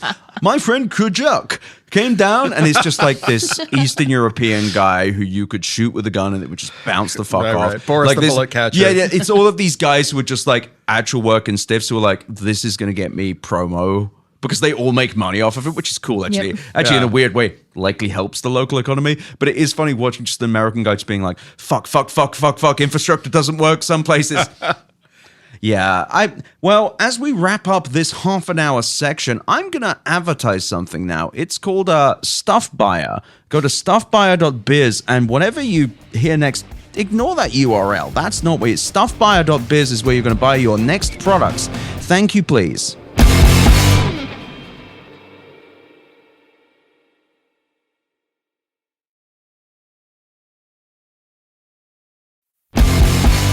I am being gang-stalked. Welcome back to Better Offline. I'm Ed Zitron, and we have a wonderful crowd with us. Of course, journalist, activist, and of course, Author? Author. We're keeping it. It's fine. Author, Cory Doctorow. Welcome Hello. back. I'm so sorry. That's okay. Garrison Davis, if it could happen here. There's been a white van outside this hotel the entire time. Yeah, and they're only looking for me. Sherlyn Lowe of Engadget, and we're going to actually start with some Engadget things. Okay. What are Engadget's best of CES? Like, what was the stuff that Engadget actually liked? I don't know if you'll hate us for this because we It's talked okay. earlier in the It's episode totally about fine. this. We as a team awarded the Lego Smart Play Smart Break system Totally the fine. best in show. It was a show of hands type of vote by the time we had gotten around to the last one. And like we were doing ranked choice voting too, so like we had to go around the room, everyone. Very woke. We were ready to stay. I know, thank you. We've been progressive for a very long time. We were dedicated. We're like, however long this takes to find the best in show, we're going to stay all through the night. And then we got through the first few candidates and then we got to Lego. And then like way more than half hands went up. And we're like, oh, well, There good you thing go. we don't need to stay the rest of the night then. It's quite obvious. Yeah. Some quick math was done. So anyway, I think the Engadget's Best of CES Awards are going to reflect Engadget's choice, Engadget's taste. Yeah, and so That's good. right, I'm glad. I think it shows that we're a bunch of childish kids, nerds, and that sort of thing. And I like that about my team. And then also then we had other winners like you'll see our list of winners include things like TVs, laptops, concept devices. Gotta but look at also- this throne toilet mounted health tracker. That's not an award. To was be not an clear, award? that's the weirdest gadgets. That's all the coolest tech you saw When on you the said show throne, floor. I heard Oh, that's the roundup. THROWN, and I'm like, is it a shuriken? Ed, I love that. I love that you got confused because that's very good feedback for the team that I've been trying to fight with about the headlines. Yeah, that So, completely confused me because the Thank piss you. measurer. Yeah, put it. I'm just gonna You've show only them. been drinking Diet Cokes for Yes, 7 years. That will tell you. No, we did not give that. Okay, thing so an your award. best of CES. I will stop trying to anticipate your denim on. Ooh, okay. I do that too. Our best of CES includes like the LG wallpaper TV that was shown this year, very classic CES type of product. Nice. We got What's good about it? Yeah. It's very thin, very impressive. It just lost that soundbar base that used to be what it came out of. And then there's no cables except for the power cord because it's got the wireless control center that you Oh, use. is that the brick that is kind of Yeah, the little, you could tuck it away out of sight. low latency? Yeah, Because I saw exactly. that and I was kind of like, I love that. It's like super expensive out of the range of most Yes. people, but it's cool tech. And Yes. also, so wait, does the thing go on? It plugs in the wall still? There's still a power cord Right, for but the TV itself. But Sure. HDMI and such comes out the little In the box. wireless Did you and get the communication. Did you get the price on the wallpaper one, or have they not said it yet? I have had so many numbers in That's my head. okay, over don't the week, worry It's about hard to And do they remember. do the surveillance that is endemic to smart TVs, or is it like a dumb TV when it comes to sending information about what you're watching Yeah. back to Yeah, I don't know LG? that either. I had our TV experts cover it. I just know that. I mean, Consumer Union, every time they look at TVs, they're like, oh, Very good one for us to look into. Yeah, we I- should look the, into the it. stuff like the wallpaper TV and the transparent TV aren't even really marketed towards most like No. homes. Like they're kind of for like hotel lobbies or for like yeah. for Right. But like the wallpaper for like, TV feels for, more for like like business. Could be one it day. feels like more like something Eventually, Yeah. a person might buy rather than Yeah. the transparent one. Which you know what, keep fucking that chicken. Like Yeah, why bring not? that weird shit with you. I love that. I love it. Speaking of weird shit, Lenovo, this year we're like, we really like this thing. We want to give it an award. Let's think about like how Which Lenovo product? the Lenovo Legion Pro 7i rollable concept. Is that the one that kind of rolls Yes, out? it's a gaming laptop, but its screen can expand by rolling out into like 23.8 inches of space. And so you can stop in between at 21.5 inches or so. So you get like different aspect ratios when you're gaming and you just want to like drill in, or you want to have Discord show up on the right or whatever.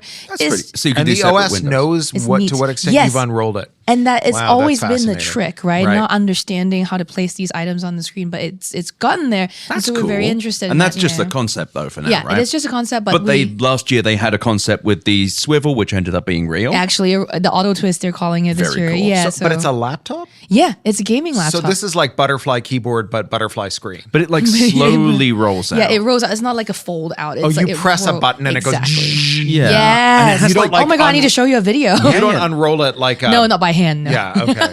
Yeah, it's. I like that. I also Yeah. think that we're approaching the point where we're limited by form factors, so that is Yes. cool. Yes. I hope they're able to do it in anything approaching affordability. Yeah, right. I know But, that's but not. at Yeah. the same time, for what, like a decade, we've talked about like rollable screens, bendable Yes. screens. It's nice to see that in a consumer tech housing And not janky. and not janky. Yeah. Yeah, sure. It had a little wobble, like Robert Yeah. Evans mentioned. It has a little bubble, but I'm kind of like, it's a concept. It's a concept. For a concept. I've seen For a worse. concept, you're not talking about selling it. I kind of like it. But what else you got on the list? I want to shout out the IXI autofocus / adaptive eyewear. What's Okay, that? so they're not officially at CES. I think they parachuted, they dropped in. They were like, let's take some meetings. These are, you know how multifocal / bifocal glasses right now are very wearing some clunky. right now. I don't There know you that. go. I don't know that. I So don't wear some people glasses. might know, but they get very clunky and very chunky because you have like just the technology isn't there yet. I have a stupid question. Bifocal. What is like? What does So the this refer top to? half. So some people have both nearsighted and farsighted as you age, and so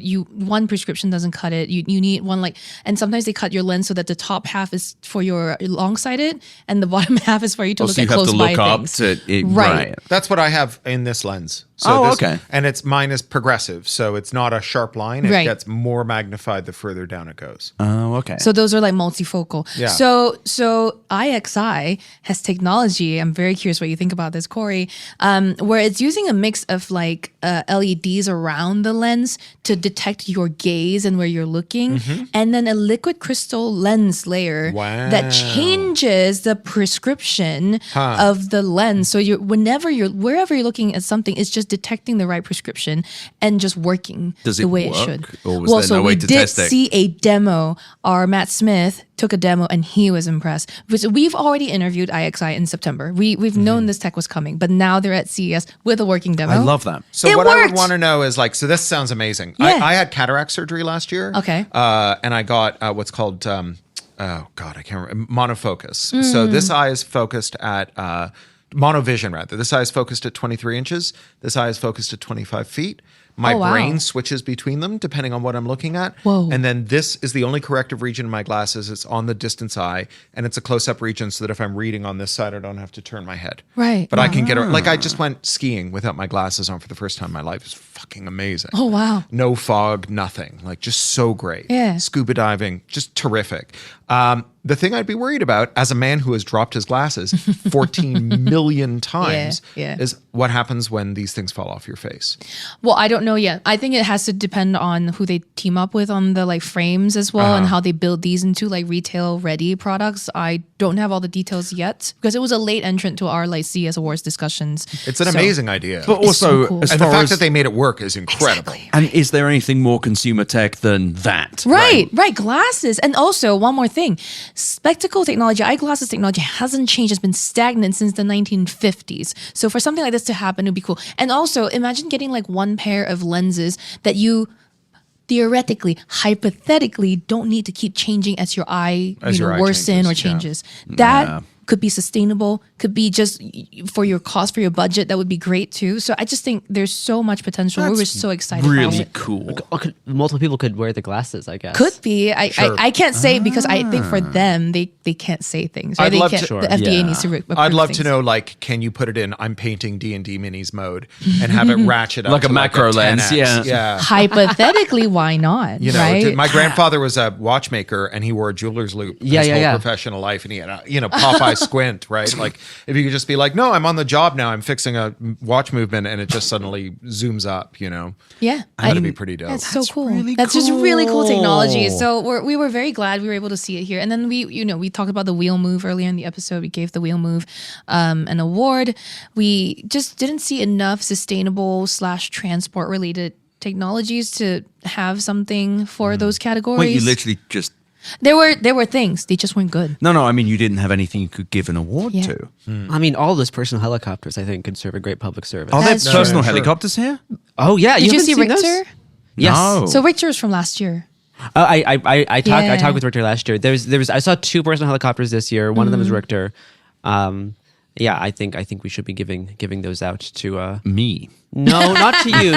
You're not rich enough. I think we should be giving the personal helicopters to like maybe the top like 0.5% Just of people. so that they Everyone can should have it free In a room free. with whirling blades on the ceiling. Free. No, I think we should all as a victory trophy for you won. You won society. Instead Good of the job. Nobel Peace Prize, you Here get the we're going to give you Richter. this personal helicopter. It's going to work great. It'll be fine. It's just Until they all fly it crash as into much each as you other. want. I mean, that's no, the idea. That pairs very nicely with this thing see we what you're saw. saying. Oh, God. We saw a personal airbag for old people worried about breaking their hips. And it sounds for like... when you fall. Yeah. It sounds like a good idea until you learn the details. Well, the business model. yes. So the business model is if you fall over, they call the emergency services. Yeah. That's a $40 a month subscription. Which is like, and I said to the guy, like, is Twilio that expensive? Because like that's how you're paying like tiny amounts of money for one text. There's so many fall detection products Yeah. Yep, here. exactly. Like and Yeah. it's like there's no fucking way in hell. And you can't repack the airbag after you use it. So it's I'm sure single it's- use. You get two. $800 for 2 airbags. what? And $40 a month. Otherwise, all it does is the airbag thing. Then it why are doesn't- you paying? they're It trying doesn't to do. they're trying to scam money. It's a out scam. of people. I- Yeah. although They're trying I to have scam it say, from Medicare. They were they were trying to get Medicare approval. I have to Yeah, say, I as a bet. man who's also had a hip replacement, but 2 hip replacements, and was the youngest person on the ward when I had it done, that like. A $40 a month subscription from an 80-year-old does not generate that much revenue over the entire Over time, you're not yeah. gonna have How many months are you going to be But paying also, the like, subscription? $40. Fuck you, man. It's a Twilio thing. That's Yeah. all. You're just paying Twilio. Also, then wouldn't you want to like make sure the airbag is repackable because then you have Well, a their longer argument was we don't subscription. know if it's going to work. If the old person with the arthritis repacks it, then we're worried that they'll break a hip. Well, Which but makes- then they stop paying the $40 a month once they deploy Once they've it. used them. But But now well, their when they- argument is if you get saved from breaking a hip twice in a Oh. row, you'll happily buy another set of airbags. So that may be true. Yeah. But it's just, I'm like, the more I think about it, it's like, oh, yeah, it's $40 a month for the texts, which cost like a tenth of a cent. yeah. Which you will also only have happen ideally never. Twice in the life of the product, Yeah, yeah. right? Like ideally never, Yeah. but if you use them, this will cost them 50. So if you own it for 15 10 cents. years, right? And, Yeah, what are you and actually paying for? You have paid several Like, it's like $1,000s to $480 send at a most year. 2 texts. And what was the upfront 2 cost texts. again? $800 for 2. 800 and then 40 a month? That's Yeah. right. That's right. And he was like, we're working, there's no Medicare code for this yet, but Yet. we're working on it. Oh, It's- I'm sure. I'm sure that's all they're working on. I could see the Medicare case for it, right? If you're starting to get inner ear problems, or if you're old and brittle, Yeah. or whatever, you balance. I can problems. see the point I of could it. see why Medicare would buy you a set of airbags. just If- not the fucking subscription. Fuck Yeah. you, man. Like, make the subscription $5 a month. Like that. Even then, you're still making insane margin. My guess, these things, they're manufacturing them in small runs. Mm-hmm. It's costing them more than $800. That they're losing money on the $800, and they're like, "This is how we will make a profit: is we'll sell a loss leader, and we'll." Sounds like a bad business to me. It does. It's Well, just- it sounds like a case for like public investment in medical technology. whoa. What a novel idea. Yeah. We need more knife drones. Very true. We need Is more. that what we're calling the person a helicopter now? The No, knife no. drone?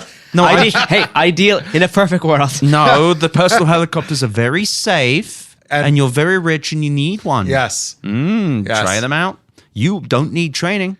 There's an app for that. No, you're smart. You're rich. We Yeah, have- yeah, we yeah. Look have- at your and look Just at your let phone. AGI run it. Just Yeah. Yeah. The And AGI we've bot. built an obstacle course for it. You can fly it over like lava and acid and broken glass. and you'll be Very fine. safe. Awesome. You have the lathe of heaven. You'll be the mandate of heaven. Even sorry, I like the lathe of heaven. The lathe of heaven. Yes. My brain just like, what words do you need? I don't fucking know. We've man. just lathed that into existence. That's Le Guin, the lathe of heaven. There we go. Yes, thank you. Look for too much farming in Earthsea. Yeah, it's. I'm actually a little sad you don't have more. I'm not saying this is a No, criticism. we it's like, but it's yeah. like even last year In those categories, right? Yeah. But even last year, it felt like there was more yucks. There was more stuff definitely. we could look at. Yeah, exactly. More square footage is taken up by the LLM wrappers Yes. and by robotics, and Right. sometimes combined. Sometimes it's a robot. Yes, both. Why not both? That is an LLM wrapper. Did you see the Project Ava thing by Razer? Yeah, we've talked about the wife Okay, tube good. a lot. No, and I haven't. I won't. What's? I've been waiting to see the Project Ava thing. I have not seen it yet. It's this tube with an That is the LLM in it tube. with a Yes. hentai Okay, wife. okay. And Yes. you talk to the hentai so it's wife. like Asuka in there or something. I don't know the It's- name of the. it's- Kira, I guess is the name Yeah, of. It's Project Ava. Ava. Kira is apparently some anime thing, and then Okay. you can have a guy with tattoos, or you can have a Hmm. woman in a business suit. Got it. It's like Yeah, we me, talked about mommy. this. yeah, and You it's did, it's yeah. just like I feel like if you try and not that they're selling its concept, if you try and buy one, they should put you on a fucking list. I'm sorry. Oh, well, I did walk by that really gross sex robot in. Oh, in Halsey Lavensis today. Emily, I actually right? Yes. did Emily, not yeah. see this sex bot tell me everything. I had a hard time looking at it. Like I walked up to the side and I Why? tried looking at its hands, and it just looked like a corpse. Let's start simple. What is this? This is a robot that looks kind of like a woman. And you meant a So we're talking sex real it? doll style. Yes. Yes. Okay. And allegedly, this is something that you can have intercourse with. And I walked up to the side, and it has very realistic looking skin texture, but its head moves like like an old Disney animatronic. Yeah. And it has like an LLM that's Great moments with 69 Mr. Nights in Lincoln. Freddy's. trying to talk and move its mouth. And I stood there for about 10 seconds, and I had to leave. I walked around the corner, and they had the little AI avatar section, which wasn't working because of the Wi-Fi. Nice. But it's like the AI avatar that you can talk to, which is synced to the little like jack off robot. So you can talk to the AI, and then it can jack you off. That is a hell of a Goon Cave accessory. Yeah, well, and it also the jack off robot. And this company's been around since 2014. Well, handy. Well, no, this is still the Love Sense. Lovense, yeah, yeah. Lovense and Yeah. booth. And they've been This around is for a what it while. looked like, right? It did not look that good, but but yes, but it connects to games as well. It connects to online gaming. Oh wow! So it really is. You a ever Goon want to Cave. fuck You can, Tetris? Well, if they can connect that to Do you know, they have been trying to find a way into making the Tetris movie for years. I've been That trying- pitch has come if and I thought you gone. were going to be like, they've been trying to fuck Tetris for years. We never Well, worked now it. this is the plot of the Tetris movie. Finally, if they can connect it to like Final Fantasy VII remake and have Cloud, then maybe they could have a real product on their hands. Well, But- maybe they should do that because Cloud has a wonderful cross-dressing section, and also Cloud completely autistic and not horny at all. No, I think that whole I game think is he would him be trying to great. avoid having sex. I think you would be a great addition. This is so but I'm not going to judge him for the sex bot, whatever. But it's also just like the idea that you looked at it and immediately faced revulsion. It made me feel, and not in just like a Christian moral, Not in a judgment way. More mostly, well, a little bit, but mostly in like an uncanny valley way of like if I was engaged in this thing, it would feel kind of like necrophilia. Oh God! And but, like, I mean- realistic skin is not a phrase that I like saying. I out know, loud. but like sex dolls have been a thing for a Exactly. while. Yeah. But yes, It's just the AI side of it, it's the just the AI gamification thing. side It's of it. where- It's yeah. But for me, that increases the uncanny Exactly, valley. I 'Cause agree. if it's just a limp object, Yes. then that is a necrophilia thing. But it's simple. yeah, you just The fact that it's trying to kind of behave human, I think, makes that reaction that makes that negative uncanny valley reaction a bit stronger. very strange. And also, they put them in odd places. It sounds like they don't have do they have a sex pavilion here? No, not at. It's in like the health tech section. Yeah, of it's Hall D. Pulse A to D. Yeah. notoriously, right? There was a Best in Show that was rescinded for us. Yeah, Bustin' Show. Yeah, for a woman Yep. sex toy. That was not Lioness. It was Laura DiCarlo. That's it. Yeah. and spoke and about so it. they've had this love hate relationship. I mean, when I With was sex toys. coming 20 some years ago, this was Oh My Bod was always a thing. and it was being held at the same time as the Yeah. adult show. Well, right? AVN, yeah. And so people would there would be this kind of crossover, and you could go to the parties sometimes at AVN and stuff. You had to see. I had to walk past some of the AVN like expo areas and the booths to get to a Lenovo briefing one time. Wow, That rules. It was fun. I Better do kind times. of- I'm so Go on. sad. I'm so sad I missed it. Yeah. I like the idea that these staid kind of like tech executives Yes. having to walk past their arse blaster 5000 or what have you. It was people fun. do with their bums is fine. No, it's just very strange to have it like sticking in the middle of like the various health tracking LLMs. Was it LLM powered by any chance? That was Yes. it says AI powered. Yeah, go Yeah, on. absolutely. But was it AI or LLM powered? Because It's an LL. I mean, it's the at least like the anime one was more interactable. so the Project Ava was. Yeah, I meant the sex bot. No, I'm talking about that. Yeah, Oh, it's like no, God. and because it has the AI avatar hooked up to the jacking off machine, and yeah, it is. You got has- this. So this is like in the NES where you had the robot that would pick up the spinning top and it would match the action on the screen. So you had Yeah. a physical robot, you had a virtual robot. It's just like the original NES. Yeah, but basically. with fucking. Cuck hunt. And it's like fuck 'em. it's like right next to like 3 like smartwatch booths. That was the thing I was saying. It's like that's exactly it. It's like you've got the Boner Can you Max imagine 5000. paying for the smartwatch booth and showing Yeah. up? It's like, guys, there. boss, I'm really sorry. They have to stare at this sex doll the whole. you need the to whole find weekend. us. Yeah, we're right by the Boner Max. The CMO really wants pictures of the booth frontage before we tear down. Can you make sure you get a picture of this? Try not to get the fuckbot Yeah. in the shot.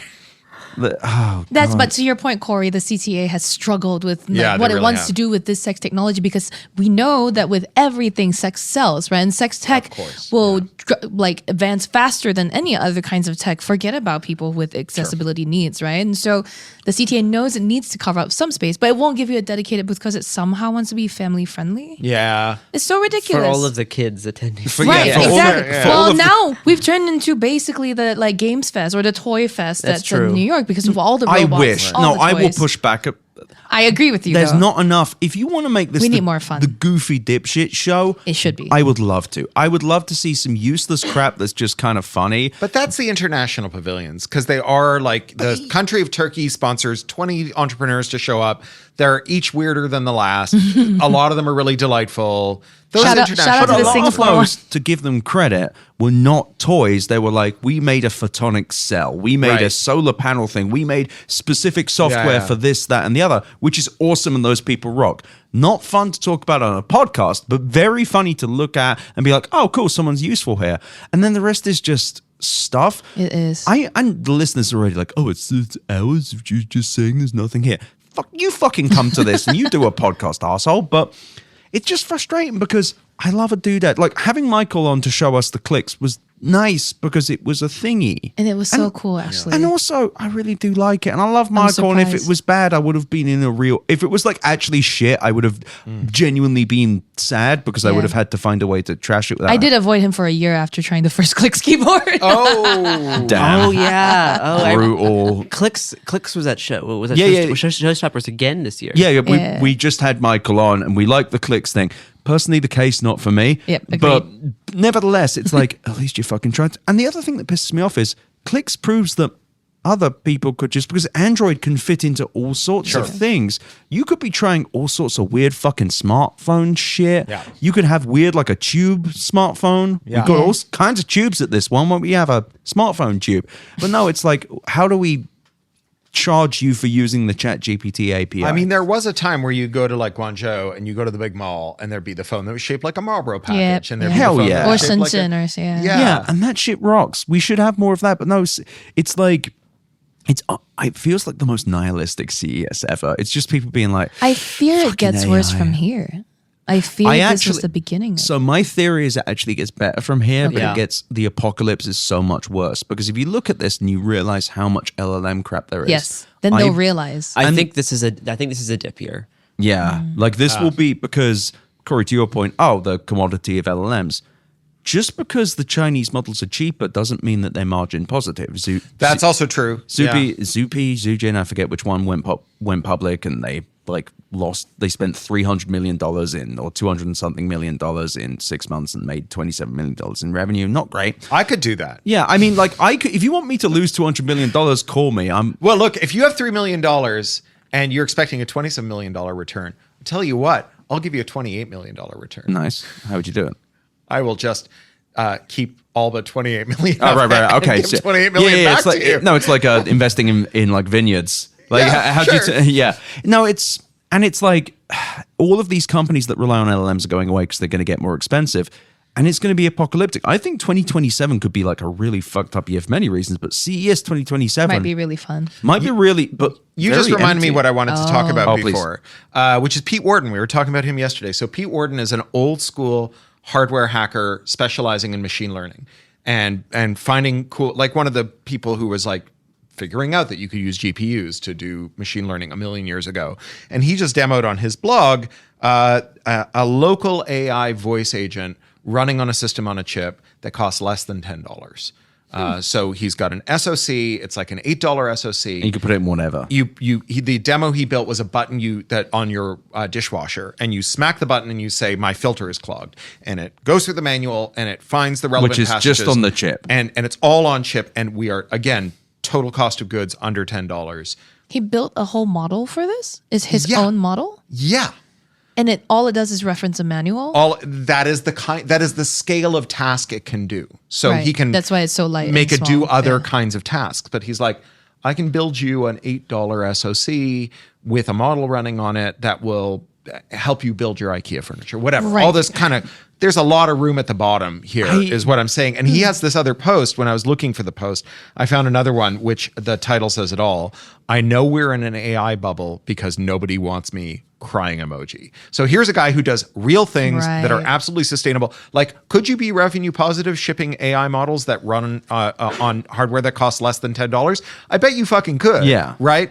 And like everyone's like, yeah, but the way we raise money is from punters who don't understand the technology and whose only way of assessing the upside is how much money we spend on it. This is the pile of shit big And what enough it could has a grow pony into. underneath it. Yeah. Right. And so we have to spend a lot of money to prove to them that we will make a lot of money. If we show them a thing that is profitable because it's very cheap to make, they'll be like, well, there's no upside. I'm just really worried because even in the Indiegogo years, Indiegogo was not everything. This is like AI has taken everything, and people, anyone just listening to reminded this of being like AI is this or that and the other, and like AI is taking over. Look. No. The thing I can remember that most closely mirrors this year was the year that was about the Internet of Things. Everything Yes! was Internet Oh, of yeah. Things. It was IoT, so yeah. freaking annoying. I was so annoyed. I Fuck was just like, yeah. stop saying fucking Internet of Things. I'm oh tired. my god, what's the term? For Internet of shit? No, the beacons. iBeacon. Oh, I think I yeah. heard iBeacons 1 million times. It's like we'll put an iBeacon in That it. year, I wanted to vomit. Like fucking Howard, we'll put an iBeacon here. Yeah, like it's fucking ridiculous. And where has it gone? Nowhere. It's It just turns smart out home now. No, it was just like Mad Libs, like 5G, But then, yes, autonomous, correct. Right. IoT, And they're all Bluetooth. but IoT is Bingo. is similar in the sense that like it's also wrappers for things. It's also like small little gadgets that don't do Except much, and they're IoT all doesn't e-waste now. It doesn't cost as much because of the like none of the LLM. Well, because side of there's it. not a GPU service running in the fucking Right. cloud for it.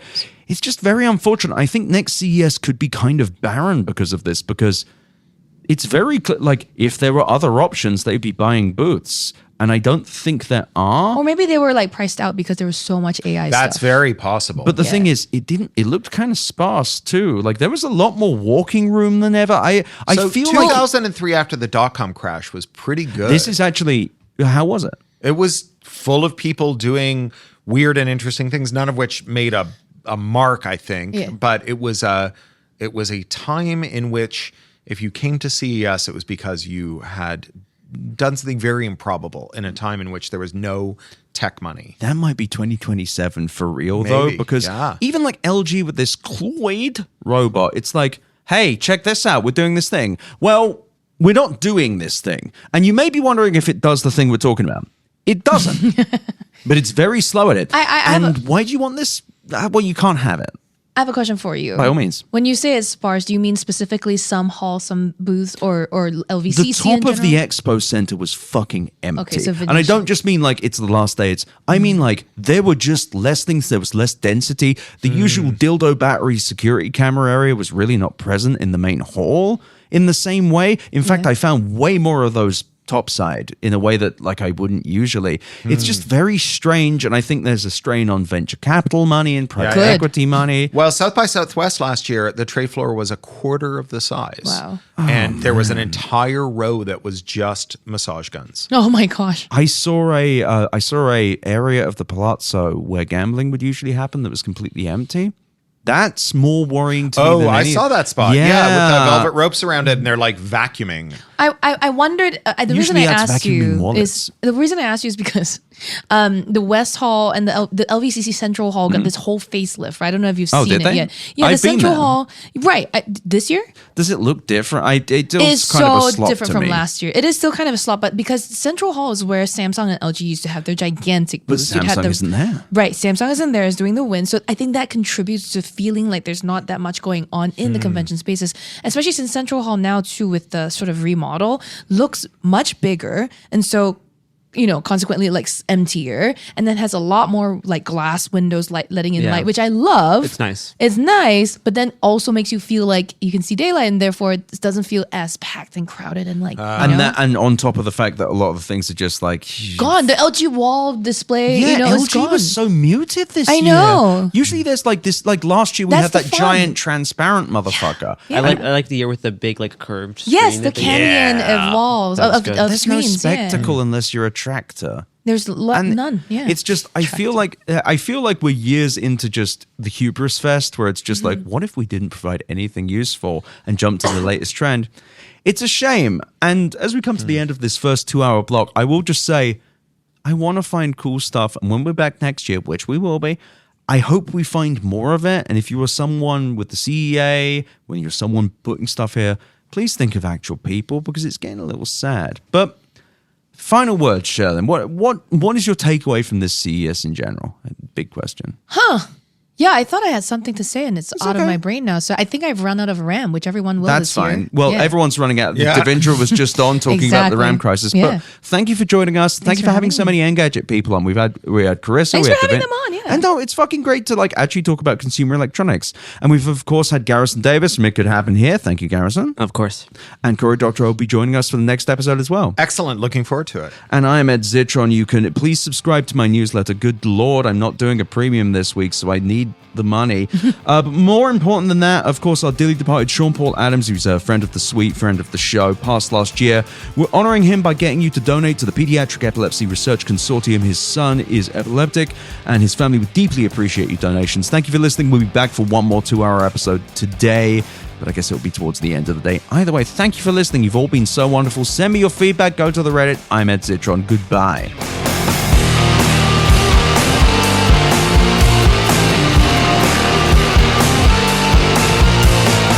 Thank you for listening to Better Offline. The editor and composer of the Better Offline theme song is Matt Osowski. You can check out more of his music and audio projects at matosowski.com. MATTOSOWSKI.com. You can email me at easy@betteroffline.com or visit betteroffline.com to find more podcast links and, of course, my newsletter. I also really recommend you go to chat.wheresyoured.at to visit the Discord and go to r/betteroffline to check out our Reddit. Thank you so much for listening. Better Offline is a production of Cool Zone Media. For more from Cool Zone Media, visit our website, coolzonemedia.com, or check us out on the iHeart Radio app, Apple Podcasts, or wherever you get your podcasts.